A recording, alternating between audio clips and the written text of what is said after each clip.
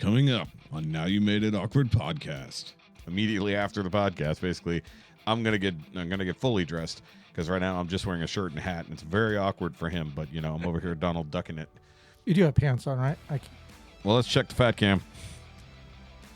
Inconclusive. Yeah. See, maybe it's just a Texas thing, but I just assume, like, to me, Washington and Oregon are just one state. It's like DFW. You know, it's like Dallas-Fort Worth. Oh, yeah. It's treated like one city, even though it's not. I'm just like, yeah, Oregon and Washington, they're just the same state. North Oregon. Something? South Alaska, North Oregon.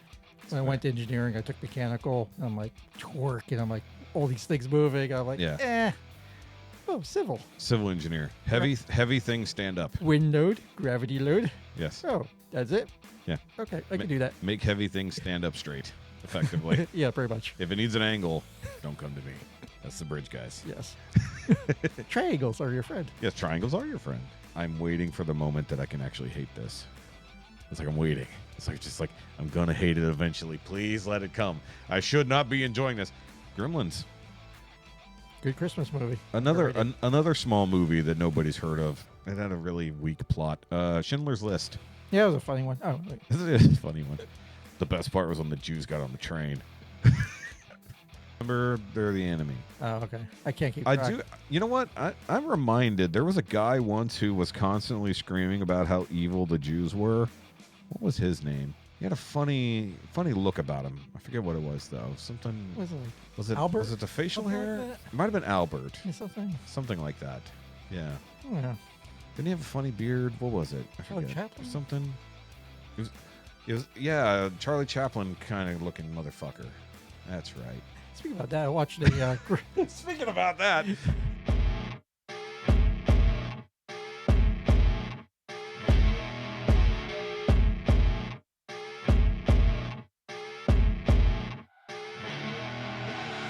I see her rolling up, Uber black Cadillac, high heel boots, and a sexy body full of fat. All right. So good enough. Been a heck of a day already, and it's only Monday, which is also throwing me off because it's Monday. Yeah. All right. So let me go ahead and get rolling here. Pop over to the me cam. Hi, me cam. What's going on? All right. What's going on, guys? Welcome back to the Now You Made It Awkward podcast, episode 174. Yes, 174, because I just edited 173 this morning. So, it's a hard time remembering things. It's still the beginning of the year, and it was a very, very chaotic weekend, which I'll go to in a minute. But, of course, I am Shoky. You can follow me at all the Shoky-related links down below, whether that's Shoky Reviews, Shoky Reviews 2, or the It Doesn't Have to Make Sense live stream channel. By all means, come subscribe to things. That would be great if you would do that. But also, while you're subscribing, subscribe here. We need more subscribers. We only have 155. That's not enough. 169. Heffy said it last week. And, of course, while you're doing that, if you want the full uncut video version of the podcast, come join the Patreon and help support this channel because we got a big things coming up this year, and it would be nice to have a bit more funding on that fact. But I did spend today working on the episode 200 logo, which I just showed to my friend who's visiting me here today, and he said it was cool. So, guys, over there, visiting for the first time for an actual show, I pushed the wrong button. We have other Kevin. Hello, I'm other Kevin. He is. I am the substitute teacher for Jefe today. Indeed, you are technically subbing for Jefe and or Chad. Yeah, so I got two big shoes to fill, and just jumping into the deep end because this is the first time I'm pretty much soloing or teaming up with you. Yeah, pretty much on a podcast. Last time I was in there's what, 7 people. Yeah, so you were here. You were here for 151, which was not a standard podcast in any way, shape, or form. That was a major shit show in production.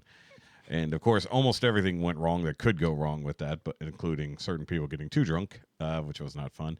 And then cameras failing or not being turned on, lights dying, or Charlie being almost entirely out of frame. So we don't have to worry about that today because you are in frame. So either way. So other Kevin's joining us, and I already hit the button, but in the Jefe seat, which isn't even on, we have Blank. So Blank is here, but, of course, if you want to follow Jefe, you can do so at Grounded and Grumpy over on the Instagram. And of course, well, I mean, technically speaking, other Kevin is in Chad's chair. So just pretend that this black screen is also Chad's chair. So go check out Chad over at C4 Graphics as well. The reason he's not here today is because he had a whole lot of business to do, which is good for him. The holidays were a little bit slower, but he just got a couple really big jobs. So that's really good. So see Chad for your printing, vinyl, everything else like that, signage, whatever you need. So go hit up C4 Graphics. But of course, like I said earlier, just to come give us money on the Patreon first, then go see Chad. And of course, guys, I've reorganized some things here in the room, but this is the first time that Kevin is experiencing the Fat Cam. Wave at the Fat Cam. Hello, Fat Cam. There's Fat Cam directly above your head, right here. You can't see it, so just look up like that. Like embrace the Fat Cam. There you go. So I played with a lot of the camera settings earlier, so we'll see how it looks this week.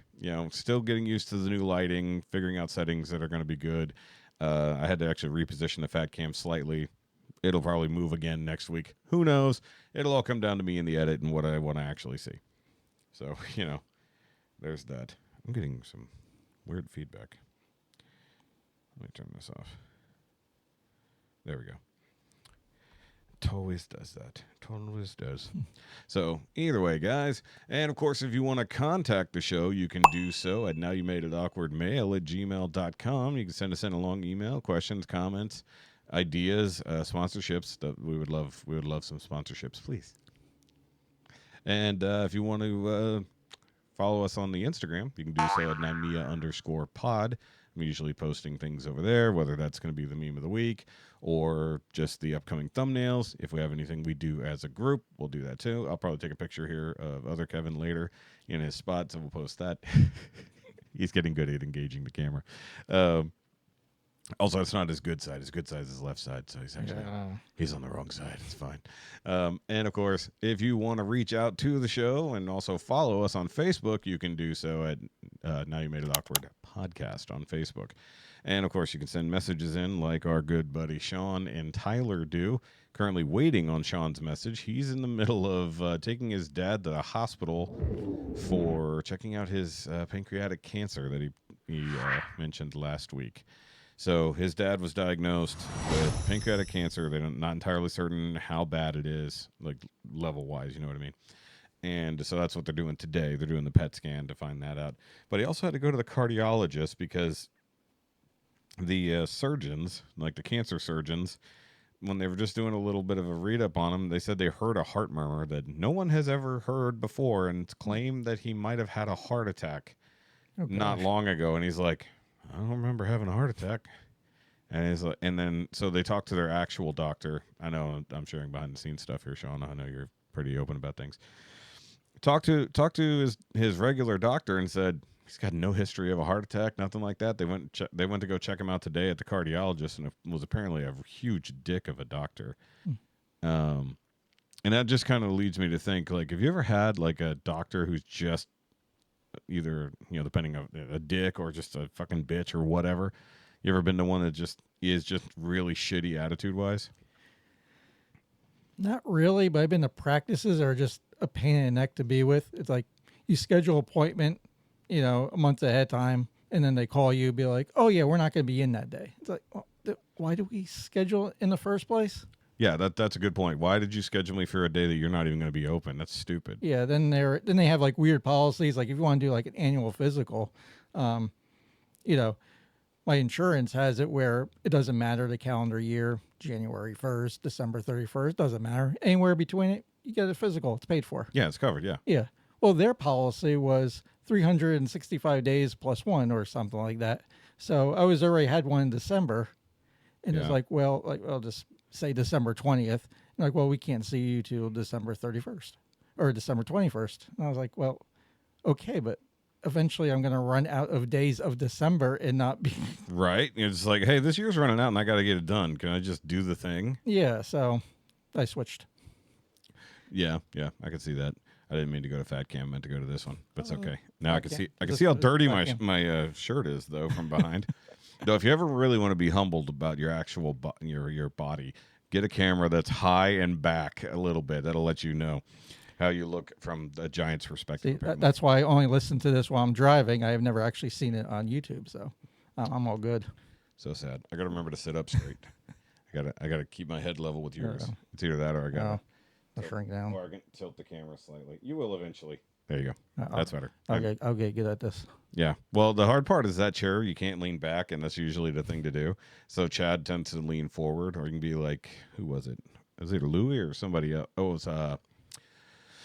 Oh, it was that brain is Scotty. Scotty actually just leaned forward. He pushed the mic up, and he was leaning on the desk. And I was just like, nobody's done that before. All right, cool. It's like, I'm not going to tell you not to. Just don't bonk the desk. And that's the biggest thing.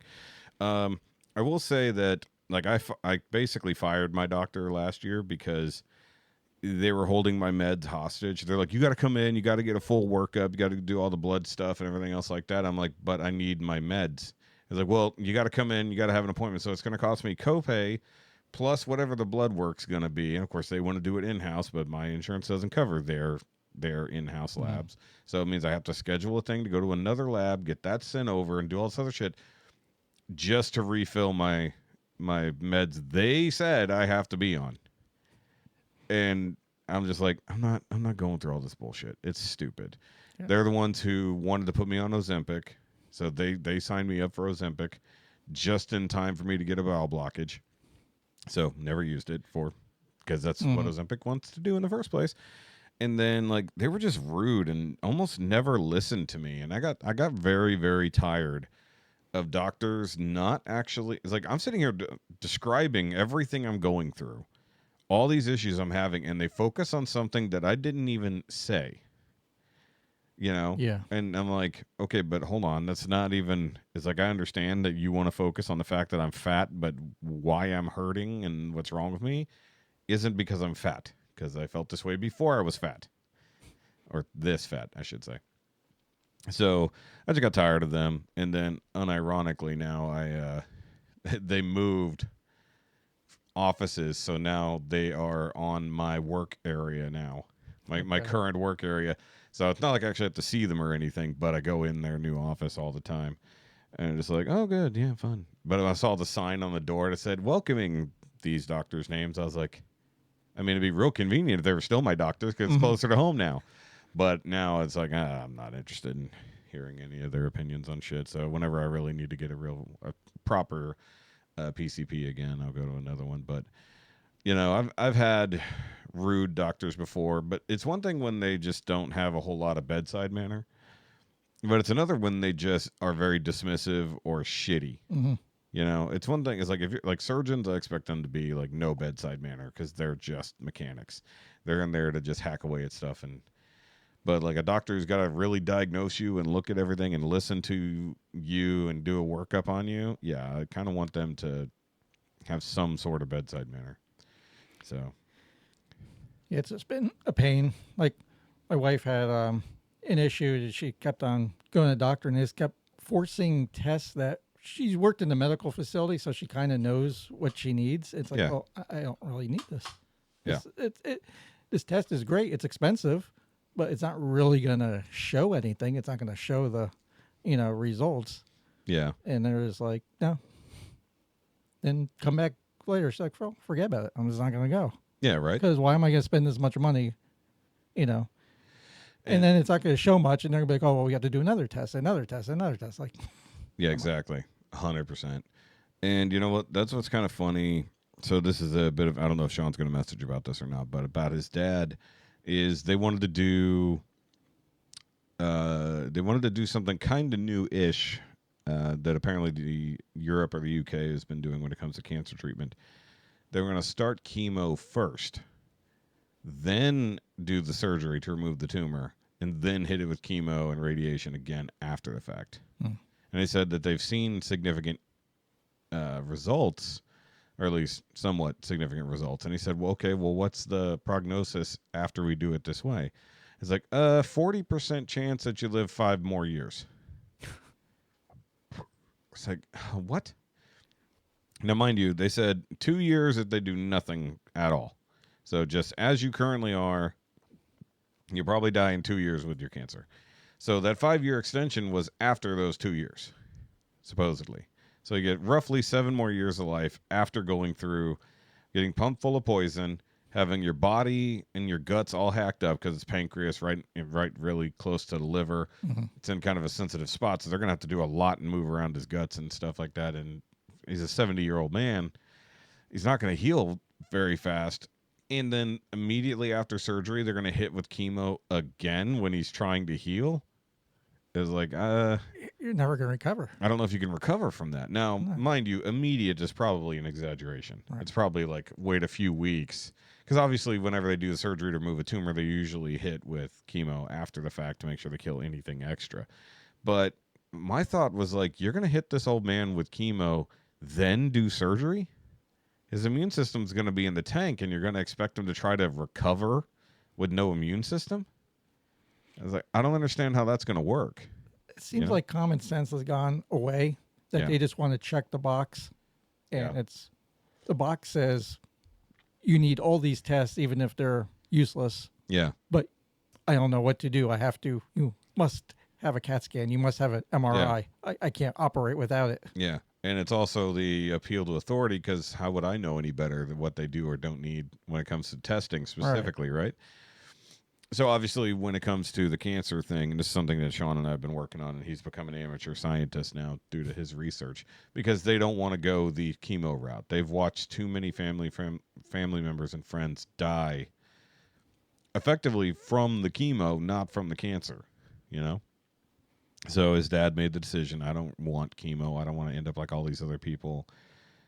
But he's not going to do nothing. Mm-hmm. They're taking a different approach with medications that we can't necessarily say out loud here on YouTube. I don't know what the rules are anymore. But it's kind of a cocktail of different, pretty readily available, wide-known medications, herbal remedies, complete and utter change of diet, basically going full keto, because something people don't seem to know, as general knowledge, cancer loves glucose. And that became extremely apparent to Shaun when they told him how PET scan works.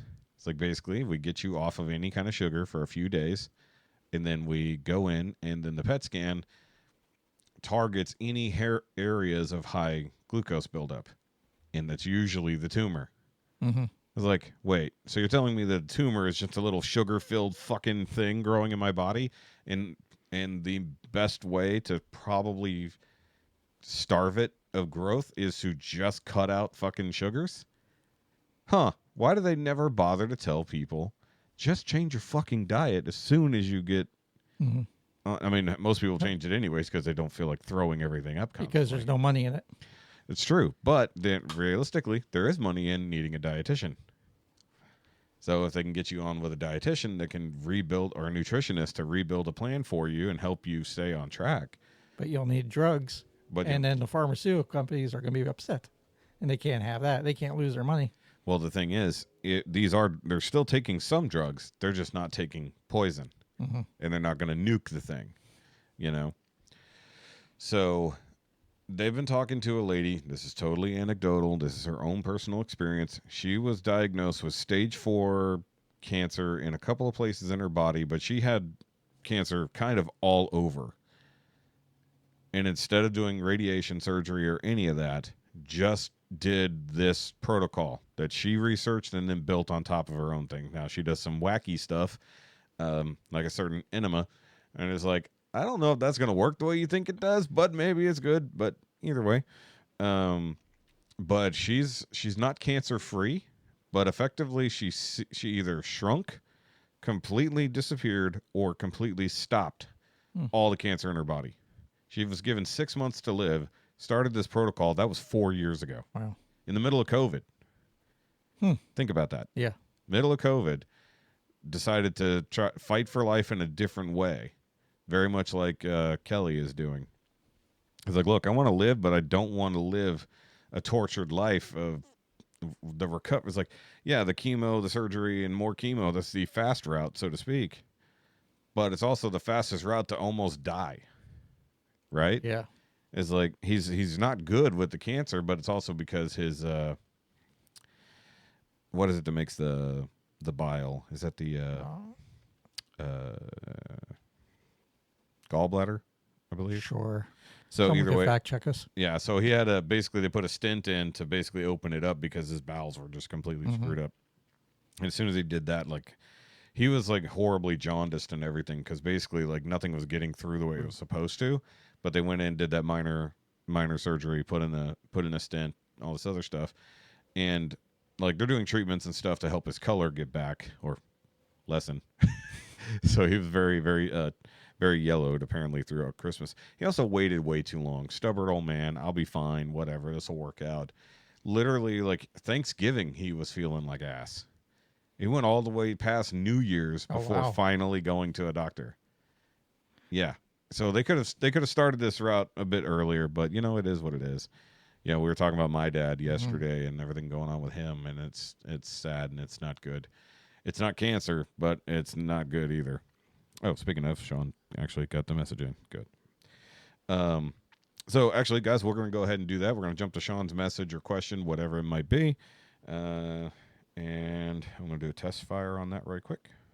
For the 27th time, I'll try to make a statement for the pod.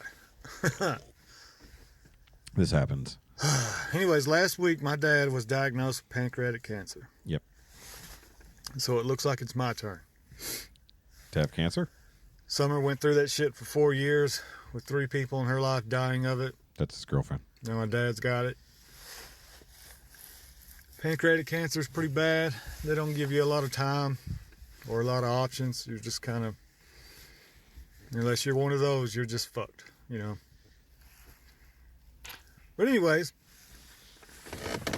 they're getting the last bit of their information they need. They're doing a PET scan right now, just so we can see if this is all over him or it's just one spot. And then we're going to go from there. We're going to take over and we're going to try something else. So this is the last dose of radiation they're going to be blasting him with just to look at him. Yeah. For a while. We got a pretty good plan. We've talked to a shit ton of people. And by we, I mean me. It sure feels like you're alone sometimes and you're the only one fucking working. But anyways, that's just me bitching. But that's what we're going to try. We're going to try alternate methods and we're going to give it our all. And see what time he has left will be a better quality of life than what the fuck they want to do to him. So there's that. Yay! Happy fucking New Year! Yay! Yay! Bud holding flaming stick. That's a reference to Predator Badlands. Have you seen that yet? I haven't seen it. Oh, it's fantastic. Should be streaming soon. I'm Waiting on it's out on rental right now. It should be streaming, I think, February 1st. I have to assume Hulu's going to have it pretty quick. It'll be on Hulu, absolutely, because it's a Fox property. Ah. So, yeah, there you go, guys. There's that. But the Bud holding the flaming stick is a gift that we send back and forth. Almost like a thumbs up situation. Hold on, let me see if I can. Yeah. So it's basically... Oh, okay. Yeah. So it's the look what I did thing, you know. It's one of the funniest scenes in the movie, but it's now become our thing back and forth just between me and Shaun. So okay, so before we get going a little bit further in, we do have meme of the week. So I gotta remember to keep doing it. It's a new-ish thing. We've only been doing it for a few weeks. I gotta remember this. So actually, this one did come from the Discord, guys. Go join the NYMIA Discord. Link should be down below. If it's not, I need to beat up the editor. You. Me, put the thumbs up thing on the screen. There you go. All right. So, Tyler actually did share this one. It's a pretty low res, but I'll show it anyways. Oh, wait, hold on. Let me pull it up on the screen. All right. So, what we have here, it says, there's nothing cooler than casually walking away after blowing something up. We've got Wolverine. We've got, I'm not entirely certain, we've got Vin Diesel, and we've got what I assume is a Kyle leaving the bathroom at Taco Bell. With that untucked button up, it's got to be a Kyle. All right. So, I mean, yeah, that is a pretty big thing. Yes. I'm pretty sure that's what he said as well. That was a pretty big thing. Oh, chalupa. Oh, damn. All right. So, guys, if it seems like we're being a little bit extra awkward, it's because it's really his first time as a podcaster at all. But also, we talk anyways. So like when we hang out at church, like I know other Kevin from men's group in church. So actually we're going to go to men's group immediately after the podcast. Basically, I'm going to get fully dressed because right now I'm just wearing a shirt and hat and it's very awkward for him. But I'm over here Donald ducking it. You do have pants on, right? Well, let's check the fat cam. Inconclusive. Inconclusive. It's fine. I have pants on somewhere. It's in the multiverse, I have pants on. Either way, so.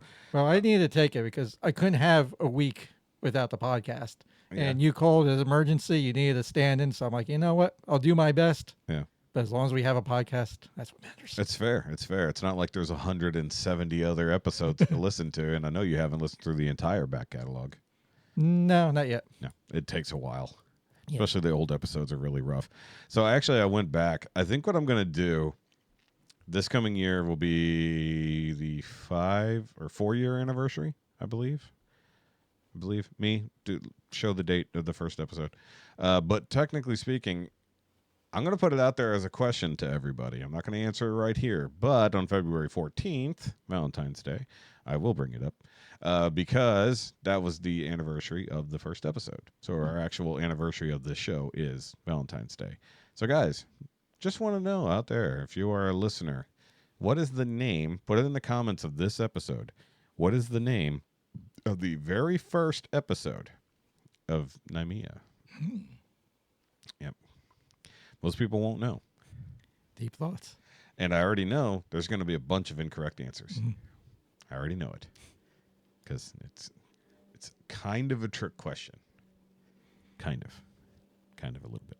Either way. So, Kevin. Yes. Tell the people about yourself a little bit because they don't really know you. We didn't get to do any introductions or anything else like that. You haven't been here for months on end. So, No, I haven't. a little bit of a background on you. All right, a little bit of background. Married, 3 kids. Live here in the Conroe, Texas area. Traveled around a lot of my life. Grew up in New Jersey. Got married in Pennsylvania. Moved to Minnesota, South Dakota. Then ended up 10 years in Washington State. And then got transferred here to Texas, where I met this other Kevin. We'll call him Kevin Prime. Yes. Just so we don't get confused, I'm the other Kevin. Kevin Prime. So that's a little bit about me. It's also weird to say my own name on the show. Yes. It's like, I am still Shoky, but in this case, what's really funny is to refer to you as other Kevin when people don't know my name. It's like, that's other Kevin. Like, okay. We also have OG Kevin as well. And we don't have a 4th one yet, but we will at some point. We're working on it. Yeah, but we can't have 4 Kevins in the same place at the same time. No, nothing will get done. Nothing's getting done. No. When 3 of us are in one place, it's already too efficient. We have to it's like something is falling apart somewhere because there's not an extra Kevin doing its job. Its job. Yes, I said that. We are merely cogs. We are all merely cogs in this wheel that keep the universe together. I want to have an image of that. It's literally just a whole bunch of Kevins holding the world together. It's like, and we're all just like, yeah, I'm here. We're all just here, and we're all looking over at the other Kevins. You too? Uh-huh. First time? Yeah. First time. It's the first time. Me holding everything together. First time. That's a meme that needs to happen. All right. So, yeah, you basically... So, prior to the job you currently have, where was the moving around for? Like, jumping all around? I started out in the housing industry, and then when the bubble broke in, was it 2008? 8, 9, 10. Yeah. The company I was working with went under. That was in the Maryland area. So then I got married, moved to Pennsylvania, worked for PennDOT for a while, and that went good until PennDOT's bridge budget went kaput. I'm a civil engineer, so keep on doing different civil I hear engineering Maryland things. had a very similar problem. Yeah, they're... Well, Well, with Maryland, they're building all the mansions at the time. That was like the cool thing, the McMansions they called them. Yeah, all the McMansions. Yeah, so when the bubble burst, no one needed the McMansion. So and that's all the people who live in D.C. who want to live close enough, but not very far away. yeah. Because one thing I didn't consider when I went up to Baltimore last year was a little bit after the bridge collapse. Mm-hmm. So collapse is a That was- simple that way to was not put it. me. That was no. But well, yeah, because you were in PennDOT when that happened. No, just kidding.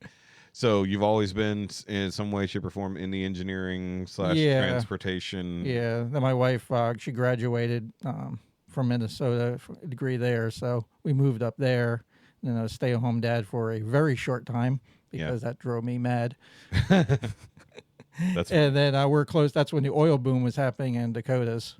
So got a job in the Dakotas working in the oil field, freezing my butt off in Minot, North Dakota. Don't recommend going there on vacation in the winter in negative 40 degrees. Yeah, Shaun was an oil guy there for a while too. Okay. He was the one out in there, moving big heavy things and getting covered in mud and God knows what.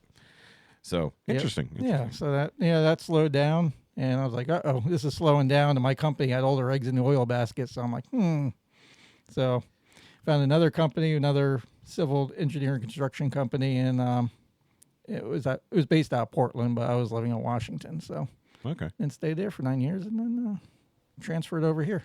Yeah. See, maybe it's just a Texas thing, but I just assume, like, to me, Washington and Oregon are just one state. It's like DFW. It's like Dallas-Fort Worth. Oh, yeah. It's treated like one city, even though it's not. I'm just like, yeah, Oregon and Washington, they're just the same state. It's just. Well, it was a pain when we moved here because our kids, they said, like, we're from Washington. They're like, oh, D.C.? Yeah. No, Washington State. They're like, what? Yeah. Apples, Seattle. It's there. They're like, okay. North Oregon. Something. South Alaska, North Oregon. But of course, I can't blame them. I didn't know anything about Washington until we moved there blind. Yeah. We just knew we had to get out of South Dakota. So yeah, so you've lived East Coast, Middle, Upper West Coast, and now Central Coast. Yes, that was the exact opposite. Going from Washington, where it's cold, rainy, the sun doesn't shine, to here where it's hot, sunny, and rainy. And because you've been here long enough for some of the really bad rain. This is real rain. Yeah. There, it's like a drizzle, mist drizzle all the time. Yeah. Here, it's like downpours, thunder, lightning. There's no thunder and lightning. Yeah, no, we have storms. They have rain. Yeah, because their temperature doesn't shift to like highs of the 80s, like in the summer. Is it ever not humid there? Well, I guess it depends on where you're at. Right? Yeah. Because the northern humidity is different to the southern humidity, from what I've heard. Mm-hmm. I'm assuming North Dakota doesn't have humidity.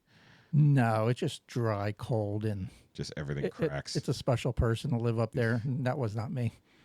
We know you're not a special person. It's fine. My mommy said I'm special. It's fine.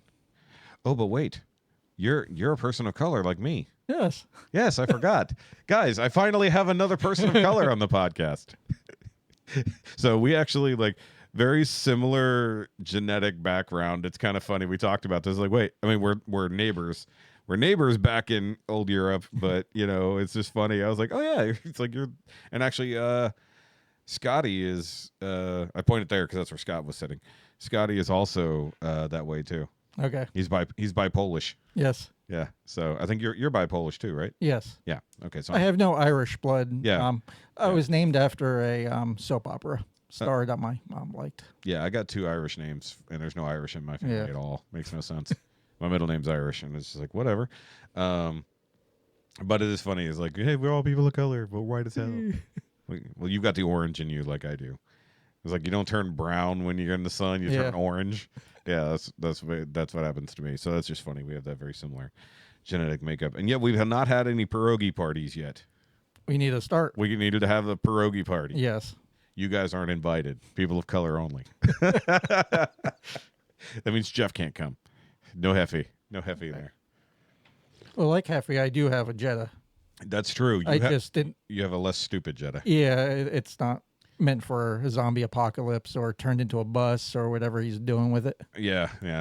He's slowly turning the Jetta into Steve and vice versa. Yeah. He's making Steve into a Jetta, making the Jetta into Steve. It doesn't make any sense. I am jealous though because he's always transforming it into something, and I'm like, man, I wish my Jetta could be cool too. I mean, cool is a big stretch. Because you guys have the same year model and everything, except he has the wagon, you have the 4-door. Yeah. Yeah, it's both silver. They're both the same exact year. Both have the TDI, all that. Except they just rewired. If he was here, he would tell you this. They spent a day rewiring the ignition setup again to make it more potent instead of, just repairing the ignition problem. There's installing heavier duty things to flip more switches. I thought I was ghetto when I did shit, but it's like, whatever. Sorry, redneck engineered is really what it is. But speaking of car repairs, that's what I did on Friday. After I left work, I went straight to Chad's shop because he had space. Mm-hmm. Not today, though. He's very busy today. Thank God Friday he wasn't. So I had to replace the rear trailing arms on my car because I figured the bushings were going out, judging by the way my suspension was a bit out of whack. And I'd already replaced the bushings on all the front, redid the control arms, everything in the front. But the back is like all old and crap. So I bought new ones, finally came in on Thursday. And I also bought brake drums to replace the ones for my parking brake because it was not really working very well, if at all. It worked when it wanted to. But I got to the point I was using chocks whenever I was on a slight slope. I literally have, like, no joke, we go downstairs, you'll see that I have the Oh gosh. I have them in my front seat. But that's also because I chalked the wheels when I was working on it. So I forgot. I was trying to leave. I'm like, why can't I move? And Chad's like, oh, wheel chocks. And I was like, oh, yeah, those. Yeah, that would be bad. I've already run over them before. That's how I'd buy new ones. So actually, I did not run over them. Somebody else did. Mm-hmm. But it was my fault because I forgot they were there. Either way. So the actual suspension parts came and went pretty quick. Just two bolts, one nut, and just impact. Doing my thing. Slapped the new bushings on there. Yay. The brakes, on the other hand, just doing the one side took approximately 3.5 hours just to do one brake drum. Okay. Because it's old crap and the springs are incredibly tough. So if you've never worked on a brake drum, put an image of a simple brake drum on the screen. So you've got your brake shoes. They've got usually some type of pivot point. They got little spring retainers that hold those in place. And then there's an adjuster at the bottom, so it pushes them open. And then you have the thing in a proper hydraulic brake. It's the cylinder that will push the shoes outward against the drum. In a mechanical brake, like a parking brake, it's actually when you pull the lever, it pulls the cord forward and expands these two things like a scissor in the same way you would do for a hydraulic brake. So what I had a problem with was getting that final big spring that holds tension on there, because it's probably like a 30-pound spring, and it's that big. So there's no, and you got to hook it on one and then get it hooked on the other in a tiny little hole. And I had it assembled, but it didn't go in all the way. So I grabbed the screwdriver and just went dink, and it went flying. And I'm like, so the start over. So it wasn't actually until Chad came back after dropping his family off at the house that we got it. He actually, I totally admit this, I did everything else, but I gave up at that point because I'm just like, I'm too frustrated. I'm getting mad at it. I'm just going to break something. So I was like, Chad, you have a swing at it. So he was watching me do it. He's helping me as a third hand. This time he just sat down there, had everything else assembled, just trying to get the last spring on. And there's actual tools for this. There's either pliers that do it, and they have like a little hook, and then you just plunk right into place. Or there's special bent little pry thingies, so they'll hook, and then you can just, it'll slide right into place. I don't have those. But I did have a very small Phillips head screwdriver. And that ended up being what helped us. So what we ended up doing was hooking the end of the spring around that screwdriver, putting the screwdriver in the hole. We'd already tried this, but this is the one time luck was 100% on our side. When he pulled the tension, pried the tension on it, it slid down, went where it was supposed to. But unlike when I did it and I pulled the screwdriver out, Chad incidentally slid it in. So that sliding in while prying motion was like apparently the exact right thing to do. Not that he knew he was doing it. It's just what happened. And it just went dink. And he's like, huh. And I'm like watching over his shoulder. I'm like, oh God, don't breathe. Nobody breathe. And it was just one of those things. It's like, okay. And he's like, give me the other screwdriver. It's like, so, and he just literally just dink. And I'm like, don't touch it again. Like, quick, reassemble so I can get the hell out of here. So Great feeling. Yes. And that has been the case. Like the last couple times I've worked on the car over there was like, something that should have been a small job turned into a massive job. Now, I only known you for about maybe a year. A little bit over, a little over a year. And it seems like almost every other week you're working on that car. Is there any original pieces? I thought by now you would have every part fixed. And It is the SRT of Theseus, yes. No, I'm not working on it every other week, but thanks for making it feel like I am. No, there's plenty of original, obviously, parts on it, but there's a lot of stuff I need to replace. But this is like God knows when this was ever touched last, if it ever was. Like the bushings that I replaced, God knows that those were original. They were pretty worn out. They weren't completely falling apart like the front was. There was no rubber left in the front bushings on the control arms. So things I still need to do. I have the parts. I just need to take the time to do it. Finish the last tie rod on the front. Probably like a 2-hour job. And then the transmission mount, I think, is what my main issue is right now. Because my steering, while should be totally solid and even, is not. It decides which direction it wants to go depending on how much torque you're giving it. Sometimes it wants to hook hard to the right. Other times it wants to hook hard to the left. And those don't seem to coordinate with the amount of gas you're giving it or when you hit the clutch. It will do one or the other. And I think the issue is that the transmission is shifting ever so slightly because the mount, because I redid the motor mounts, but I didn't have time to do the transmission mount. I have it. It's just that's kind of a difficult one to get to if you don't have the time to do it. yeah, So that I definitely need to do because I'm also hearing a clunk.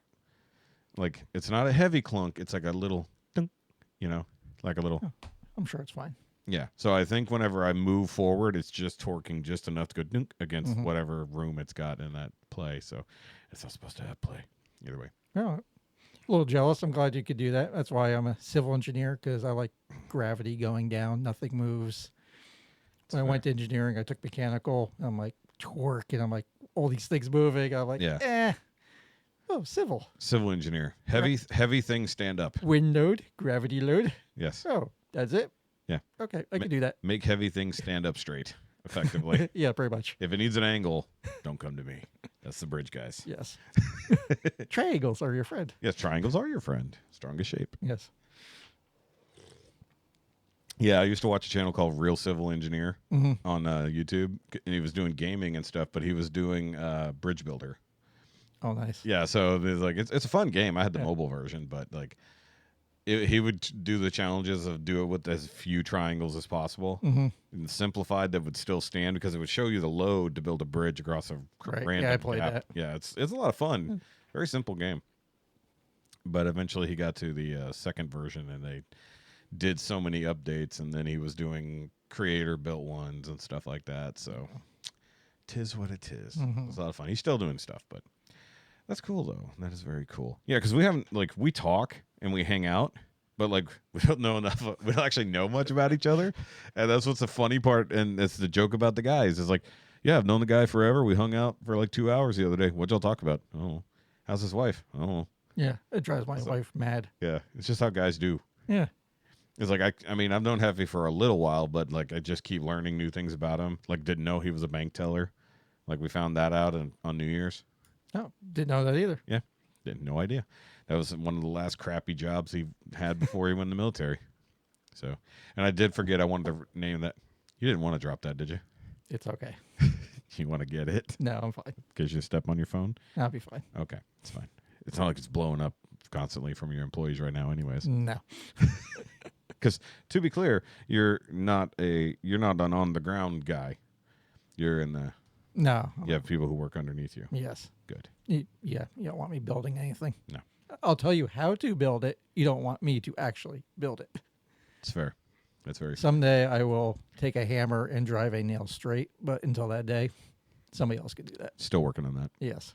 I've been a carpenter in one way or another since I was a child. Still haven't driven a nail straight yet. I think 99.999992 nails I've ever put in are slightly bent, crooked, or whatever. Just use screws. Yes. Just use screws. Screws are so much easier. Use screws and bolts. Okay, so we got a couple options. We can jump into our stories right now that we have, or we can address the box. Ooh, The box. the box. Because it is your second episode. Oh, yeah. Uh-oh. You have been primed on this to a Okay. degree. So you already know about the offenders. Mm-hmm. You've been around for like a double induction. Yes. So if you want to join the offenders, you've obviously been invited. So I don't know if you put any thought into it just yet. I put a little thought into it, and thank goodness I listened to your second to last episode You where did the recap. you went to recap. I was like, ooh, I should listen to this Yes. because I wasn't following of everyone that had it. And most of the powers I want were starting to be taken. I'm like, oh, can't do that. So So we're gonna reach a point where we're gonna double up on powers, but there's still so many available. oh yeah, that you So, can do anything. I was thinking shapeshifter, Okay. like a Yeah, we have no shapeshifters Mystique. at all. So you already know how it works. You've already you've been around for it. The dice are inside the box. You can scooch the microphone away a little bit if you need some room to work. Yeah, the dice are in the bag. So for anybody, of course, who doesn't know and didn't listen to the Offenders thing, the Offenders is our silly little superhero team based off of the unsub Offenders. And what? You turning well, it? I want the fat cam. Oh, fat cam. Not And, gonna be able to see it too far away. Too far away. Here. Yeah, if I need to take a picture of it coming up racist and gay, I will. So of course you choose your power, and then the dice gives us a direction to pick an offset for that power, and then because I'm the only one here today, I'm going to be the only one offering your punishment for having superpowers. And go watch the entire Offenders breakdown of everyone up until Candida, which is our newest one. So she is like a Storm. Okay. She has weather control powers, but she also got racist and gay. But she is a lesbian. So we had to make her straight. It's very strange. It's very strange. And I did give names to everybody so far. So if you watch the Offenders Origins episode, I actually went back and gave names to everybody who didn't already have one. So you already know the deal. So whenever you're ready, go ahead. You can turn the box so you can see better. If you have to roll against a lid, do that. So majority rules. All right. What have we got so far? I should get a We camera got- for this. Degen, Degen. Degen, and I guess the wild card. Okay. So wait, did you 2 Degens. You got 2 Degens and Yeah. I get to choose? Yes. Oh.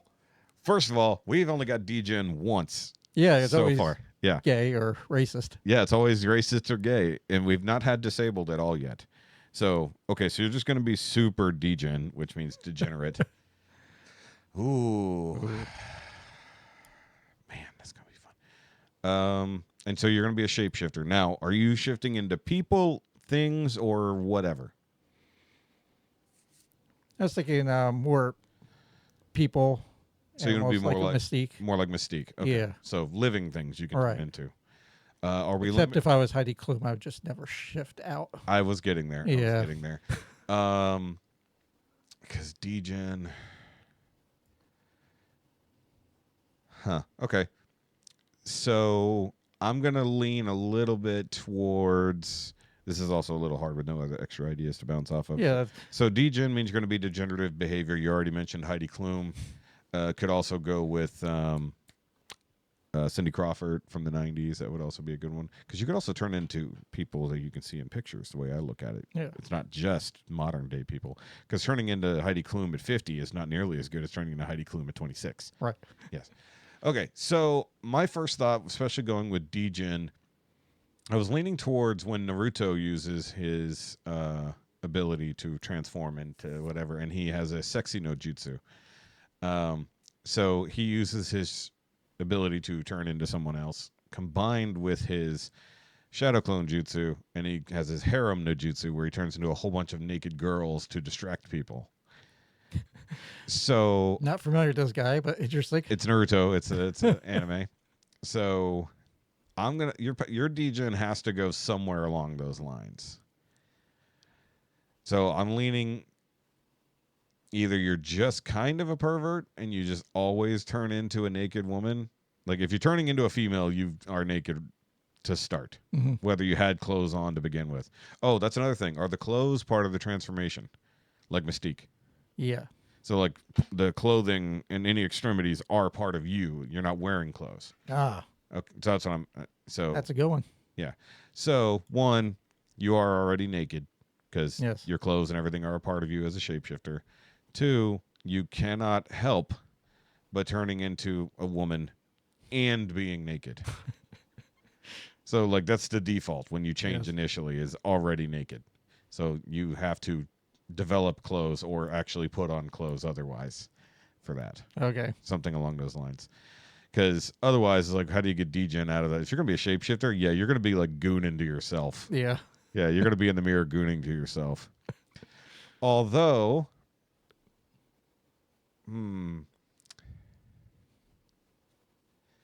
could make it even weirder. Not necessarily bad. I'm trying to think, because I want to think of it as like it actually hinders you slightly.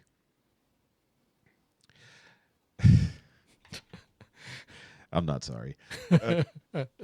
If you turn into said woman, you still have your penis.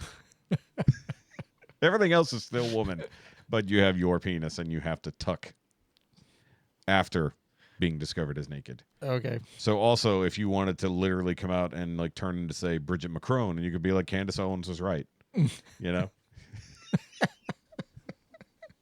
It's like every single female you turn into also has a penis. Yes. So actually, I say regardless of who or what you turn into, you still have your penis no matter what. Okay. I think that's hilarious. Yes. So when you shapeshift into a woman, you default to naked because your brain just goes there. You're like, I want to see this chick naked. But I didn't want to see her with a penis. But then again, that also keeps you from having that awkward interaction later if some dude like hits on you and everything. True. They, like, I didn't think that far ahead. Mm-hmm. Yeah, it's great up until that point. Yeah.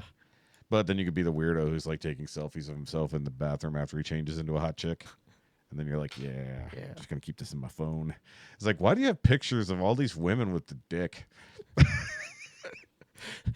Of course, I may not be able to help anybody.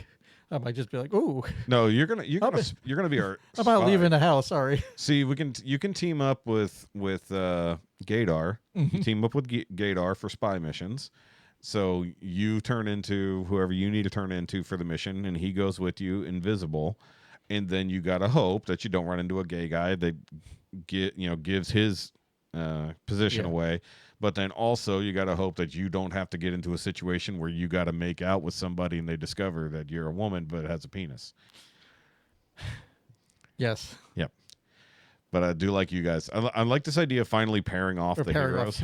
Yeah. So like we've got Captain Sweatpants and Katrina. I'm sorry, that bitch Katrina. That's her actual name.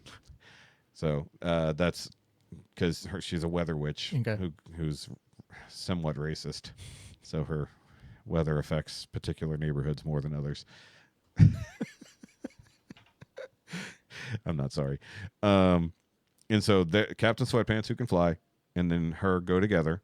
So so if she can only fly while holding onto his penis, if she wants to use the full maximum extent of her powers, she has to have further contact with his penis. And then now you and Gaydar are teamed up to go do spy missions. Right. It's cool. So if now we need somebody who can has X-ray vision. We need somebody who can. So that's what we need. Somebody else. So we need characters we actually kind of need. This is no pressure on anybody who might join later. We need somebody with X-ray vision or heat vision for that matter too. Either way, vision powers, that'd be cool. And we need somebody who can make multiples of themselves so that we can always get Louis to the meetings. Oh yeah, because he has to kill somebody off. Yeah, it's got to. So if he wants to transport, realistically, if Louis just had somebody, just always, he's got one copy of this guy with him everywhere he goes, just so he can transport. That'd be funny. Either way, so welcome to the Offenders, other Kevin. Thank you. I'll figure out a name later, unless you come up with one on your own. I'm sure it'll be bad. Maybe. I mean, some of them are fine. I mean, James's is good. He's just the Tower or Prince of Babylon. Of course, he named himself that. Yes. But he's also been thinking about his superpower since he was 5. It's like he just never knew it would come up. It's like that's what I love about that is he just always had this thought in his head. He just never figured it would ever come up in any way, shape, or form. You're doing a service to humanity. Sure. Let's say that's the thing I'm doing. Yeah. I like that. Don't look at the screen because you might turn into her. Uh-huh. Then it gets awkward. All right. So speaking of heroes to a degree, we do actually have the first official images of Sophie Turner of Game of Thrones fame as Lara Croft for the upcoming new Tomb Raider reboot. And not going to lie, it's not bad. No, I mean they nailed the outfit. Oh, the outfit's dead on. She's got the red glasses. She's got the hair with the wispies. Yeah. So I'm sure she's got the big chunky braids that normally. The only thing that is a bit lacking, she's lacking a few pixels. If we're gonna be polite, At least two there's a few pixels missing. 2 or 3 sizes. But in a modern context, you know, even in the new video games, while Laura is still an attractive lady, she doesn't have Angelina Jolie's build. Mm-hmm. I will say that like she probably could have packed on a little bit more muscle as well, just in the arms, considering that she's supposed to be like rappelling into tombs and caves and whatnot. Like, and Sophie's always had a bit of a slim build, never muscular or anything. So I mean, that's the only thing. She probably should have just done a little bit more weightlifting. You know, she's clearly got some abs going. You can see them literally through the shirt, though.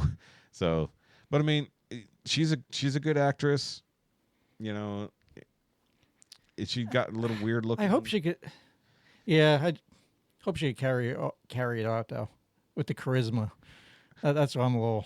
One thing I don't know. Like Angelina Jolie, like she just had it. Oh, she's a but I mean, you're But right. She had the. She's sex a little appeal. yeah, and she had the. How do you say it? The character, she had it pretty much down. The attitude, Yeah, you know. she embodied the character. Yeah. Yeah. I guess I remember her as the Sophie as the with the Phoenix, and she just didn't carry that performance. That's not on her though. That is her Jean Grey was fine. Her Phoenix was not. Yeah. So I mean that makes sense. But also, I guess she's clearly not going to be a redhead. No. But she's been a redhead effectively everywhere except for I think when she was blonde for a short bit. Yeah. So she's going to probably go with more the dark brown hair that Laura usually has. Dying's easy. So. Yeah, or wigs, whatever. Mhm. Also, you can clearly still see her tan lines around her neck and her shoulders, which is even funnier. It's like so, but there are some scars on her legs. So I don't know if that's part of the costume, or those are her natural scars. You can see down here. Yeah. Yeah, so she's got like a few wounds. So I mean, it's interesting. I didn't even realize they were doing a Tomb Raider reboot, but cool. I mean, if she can do it, cool. I mean, like she is an attractive young lady. She's the right age, you know, late 20s, early 30s, whatever. If she just has the attitude. I don't think I mean, I think to whenever she's like combine like the bitchy version of Sansa with like the hard ass version of Sansa from the end, and you get Lara Croft, but you got to mix in the adventurous side. And I think that's something we haven't necessarily seen from her in a role yet, or I haven't. Well, that's also what I'm concerned about. Is Amazon going to mess it up? Oh, it is an Amazon thing. Yeah. I mean, And I forgot that Sophie director. what do you mean? Oh, I just hope they just stick with the original, you know. She raids tombs. It's fun. Let me go look. And they don't go into, you know, too much of the women power and Oh, it's going to be a series, not a movie. Okay. yeah, it's a series. Was not aware of that. Okay. Yeah, so That actually, you know what? I can live with that because I would almost prefer it to be one. You know, it's kind of like these video game things when you have these very, very long stories like you get out of a video game. Movies are always the hardest way to do it, but in this case, you know, I'm okay with that. Okay, so it's Amazon, MGM, and Prime Video doing it. I don't know anybody. Is anybody else in the cast been announced? Oh wait, hold on. Who's doing the show though? It skipped over. I'm trying to read it on L.com, whatever that is. Did I miss who?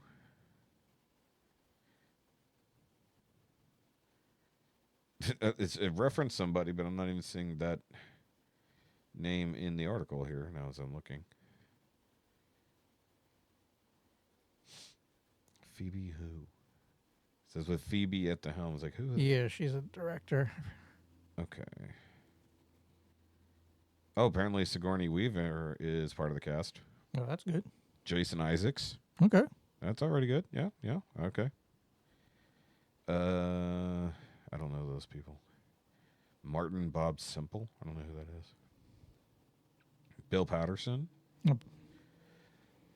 Jack Bannon. That's cool. John Heffernan. Ooh, that should be interesting. Okay. I mean, like the cast looks pretty cool and mostly British to some degree. Oh, Phoebe Waller-Bridge. That's Yeah. why people are turned off instantly. But, I think she sucks more as an actress more than it would be fair to say. Maybe she'll be good at directing. I don't know. We'll see what happens. Obviously, there was the entire, everything she's been involved in so far. But that maybe some of that's just the girl bossing. But I mean, you put somebody like her in charge of this. I would rather, and you know what? Let's say this because Phoebe Waller-Bridge was the one who they were pushing to replace Bond, right? She was the one from the last one. Ruined Bond. And Indiana Jones. Yeah. But That's my fear that she's going to destroy another great character. But look at it this way. She took down the two males that effectively are Lara Croft's character. Spy / Tomb Raider. Basically. I mean, this is literally what she was trying to get to as it goes. So maybe it'll be fine. As long as they keep it fun and she actually raids tombs, it's a treasure hunter, and they don't go into some weird direction that like the second or like the third movie kind of went in. Yeah. Yeah, just and we'll see. Just keep it fun. I'll give it a chance. I'll give it a chance. Mm-hmm. Amazon hasn't been that bad. We'll just see. At some point, we got to give these people a little bit of grace to prove that they aren't just the people that they've showed themselves at first. Yeah. Because when you're an actor and something goes wrong, you can't necessarily blame it on them. If you're a director and something goes wrong, that's you. You fucked that up. Much like Sophie in Dark Phoenix. Mm-hmm. That's Sophie Turner going that way. So Dark Phoenix, that wasn't on her. That was definitely all direction. That movie was a mess to begin with. It's almost like they have a really, really, really good way to turn the comics or the animated series into a Dark Phoenix story, and they've somehow never accomplished it. They've had 2 goes at it and failed horribly both times. It's like, just adapt what we see. Why do you have to change anything? It's like the writers Speaking don't of know shapeshifters. It's like they don't know the material or the content. They're just writing a story and forgetting about, it's pretty much written for you. Just adapt it. Just do the thing. Yeah. It's right there. Look, it's right there. It's on the page. Touch it. It's good. Yeah. Make that happen. Fans happy. Yeah. Spend money. But you become rich. If you take a woman who, quote unquote, ruined 2 iconic male roles that effectively build up this one iconic female role, I would hope that she could get this one right. It's like, we don't want to see a woman. We don't want to see a female Bond. We don't want to see a female Indy. But we always want to see a female Lara Croft. Right. Now, if she ends up with a dick, then we got a problem. I was like, no trans-identifying Lara Croft, please. We don't want that. No. Be tricked. But as long as she, she needs to use her sexuality to get where she needs to go, because she's half spy, half adventurer, right?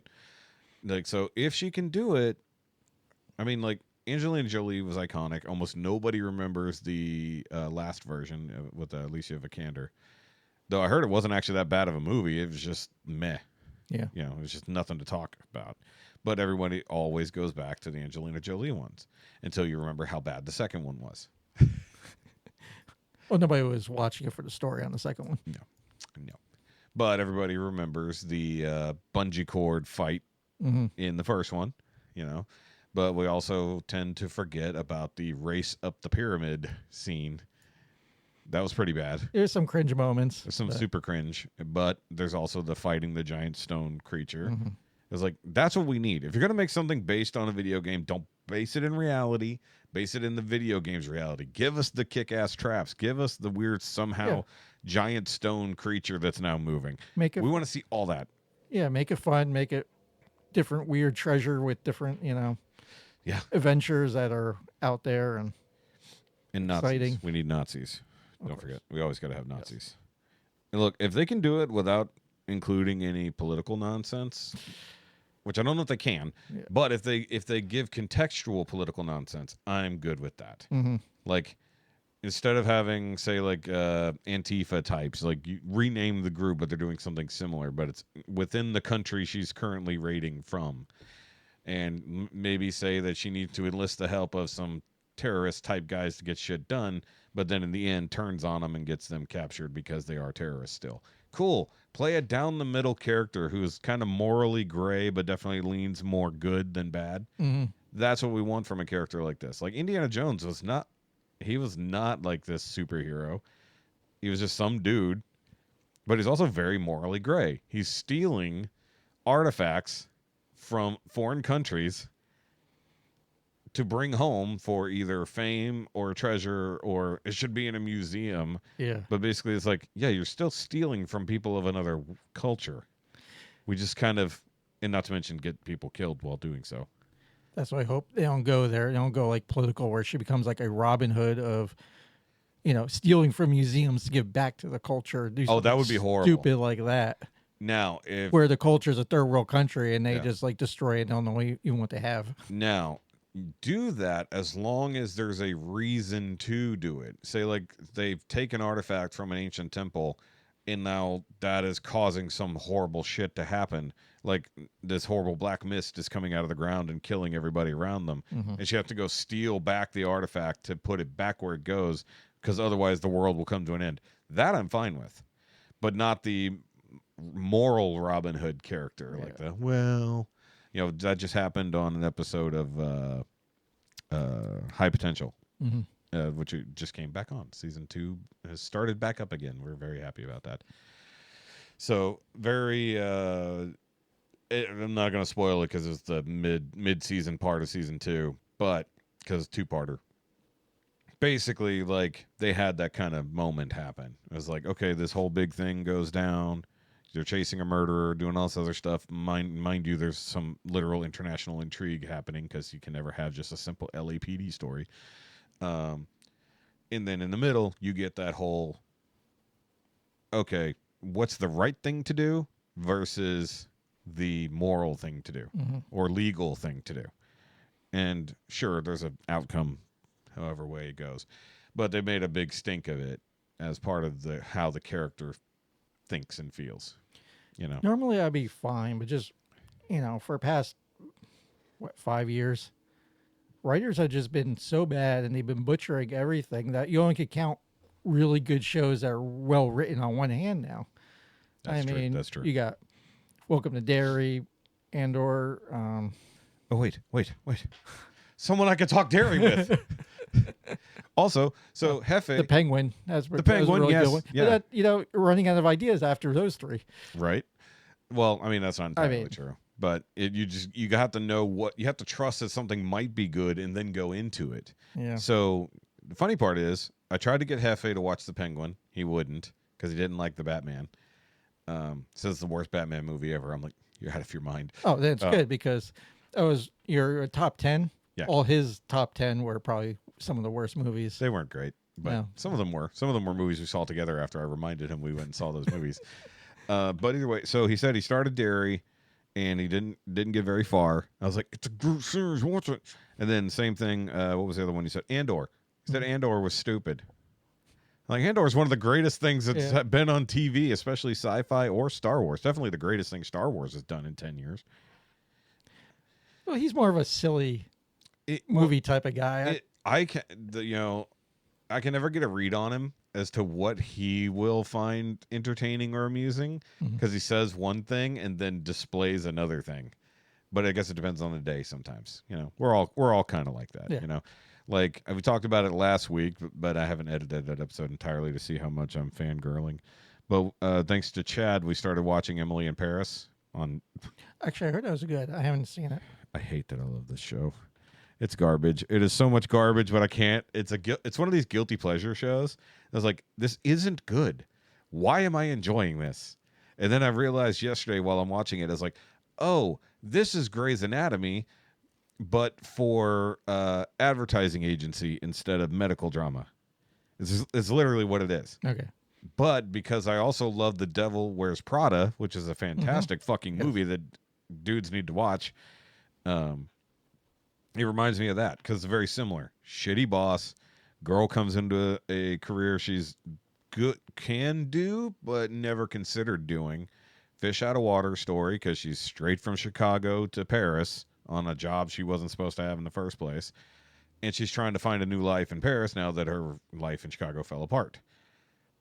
But Lily Collins, who is Phil Collins' daughter, is actually really good in the role. But if you know who Brett Cooper is, from the she used to be with Daily Wire, and now she's on her own. Yeah. Literally, this role could have absolutely been written for her because she looks exactly like her, talks exactly like her, everything. I was like, if they didn't have Lily Collins and they needed a stand-in, Brett Cooper would have been perfect, except maybe the sex scenes, but that's actually very few and far between right now. But it's all like every guy wants to sleep with her. I mean, she's cute, don't get me wrong, but every guy wants to sleep with her one way or the other. It is also France. They excuse a lot of shit because, oh, it's France. Yeah. It's like, she calls them on it. She's all like, we would never do this in America, whatever. So she's finding herself going against her morals already, doing things that she already chastised other people for doing initially. And so you see how she as a character is evolving and everything else like this. And the show, Oh my gosh, character development in a show? it's not real character development though. Oh. I mean, it is. Don't get me wrong. But I have to, it's like I told Chad yesterday, because he's the one who got me into it, so I'm talking to him about it. And I'm like, I'm waiting for the moment that I can actually hate this. It's like, I'm waiting. It's like, just like, I'm going to hate it eventually. Please let it come. I should not be enjoying this. I was watching it yesterday. Jessica went to the bathroom, and I'm texting her updates on the show from the living room. She goes to the store, and I'm texting her updates because she left, and I'm still watching the episodes. I quit watching. I got into season 2, and then I had to stop. I'm like, I don't want to get too far ahead because I know Jessica is enjoying the show too. But at this point, I'm watching the show. And I was like, how did this happen? I was like, just like K-pop Demon Hunters. I got dragged into watching it, screaming. Then I'm like, this is actually pretty good. it's my favorite movie. And I said this the other day, if Predator Badlands had dropped on streaming before December, it would be my favorite movie. But it didn't. But on the other hand, I've watched K-pop Demon Hunter 7 times, and I unironically listen to the soundtrack when I'm driving around. On our way to the men's group later, I will have the soundtrack pumping. It's so good. It is. It's so good. And Jefe won't watch it.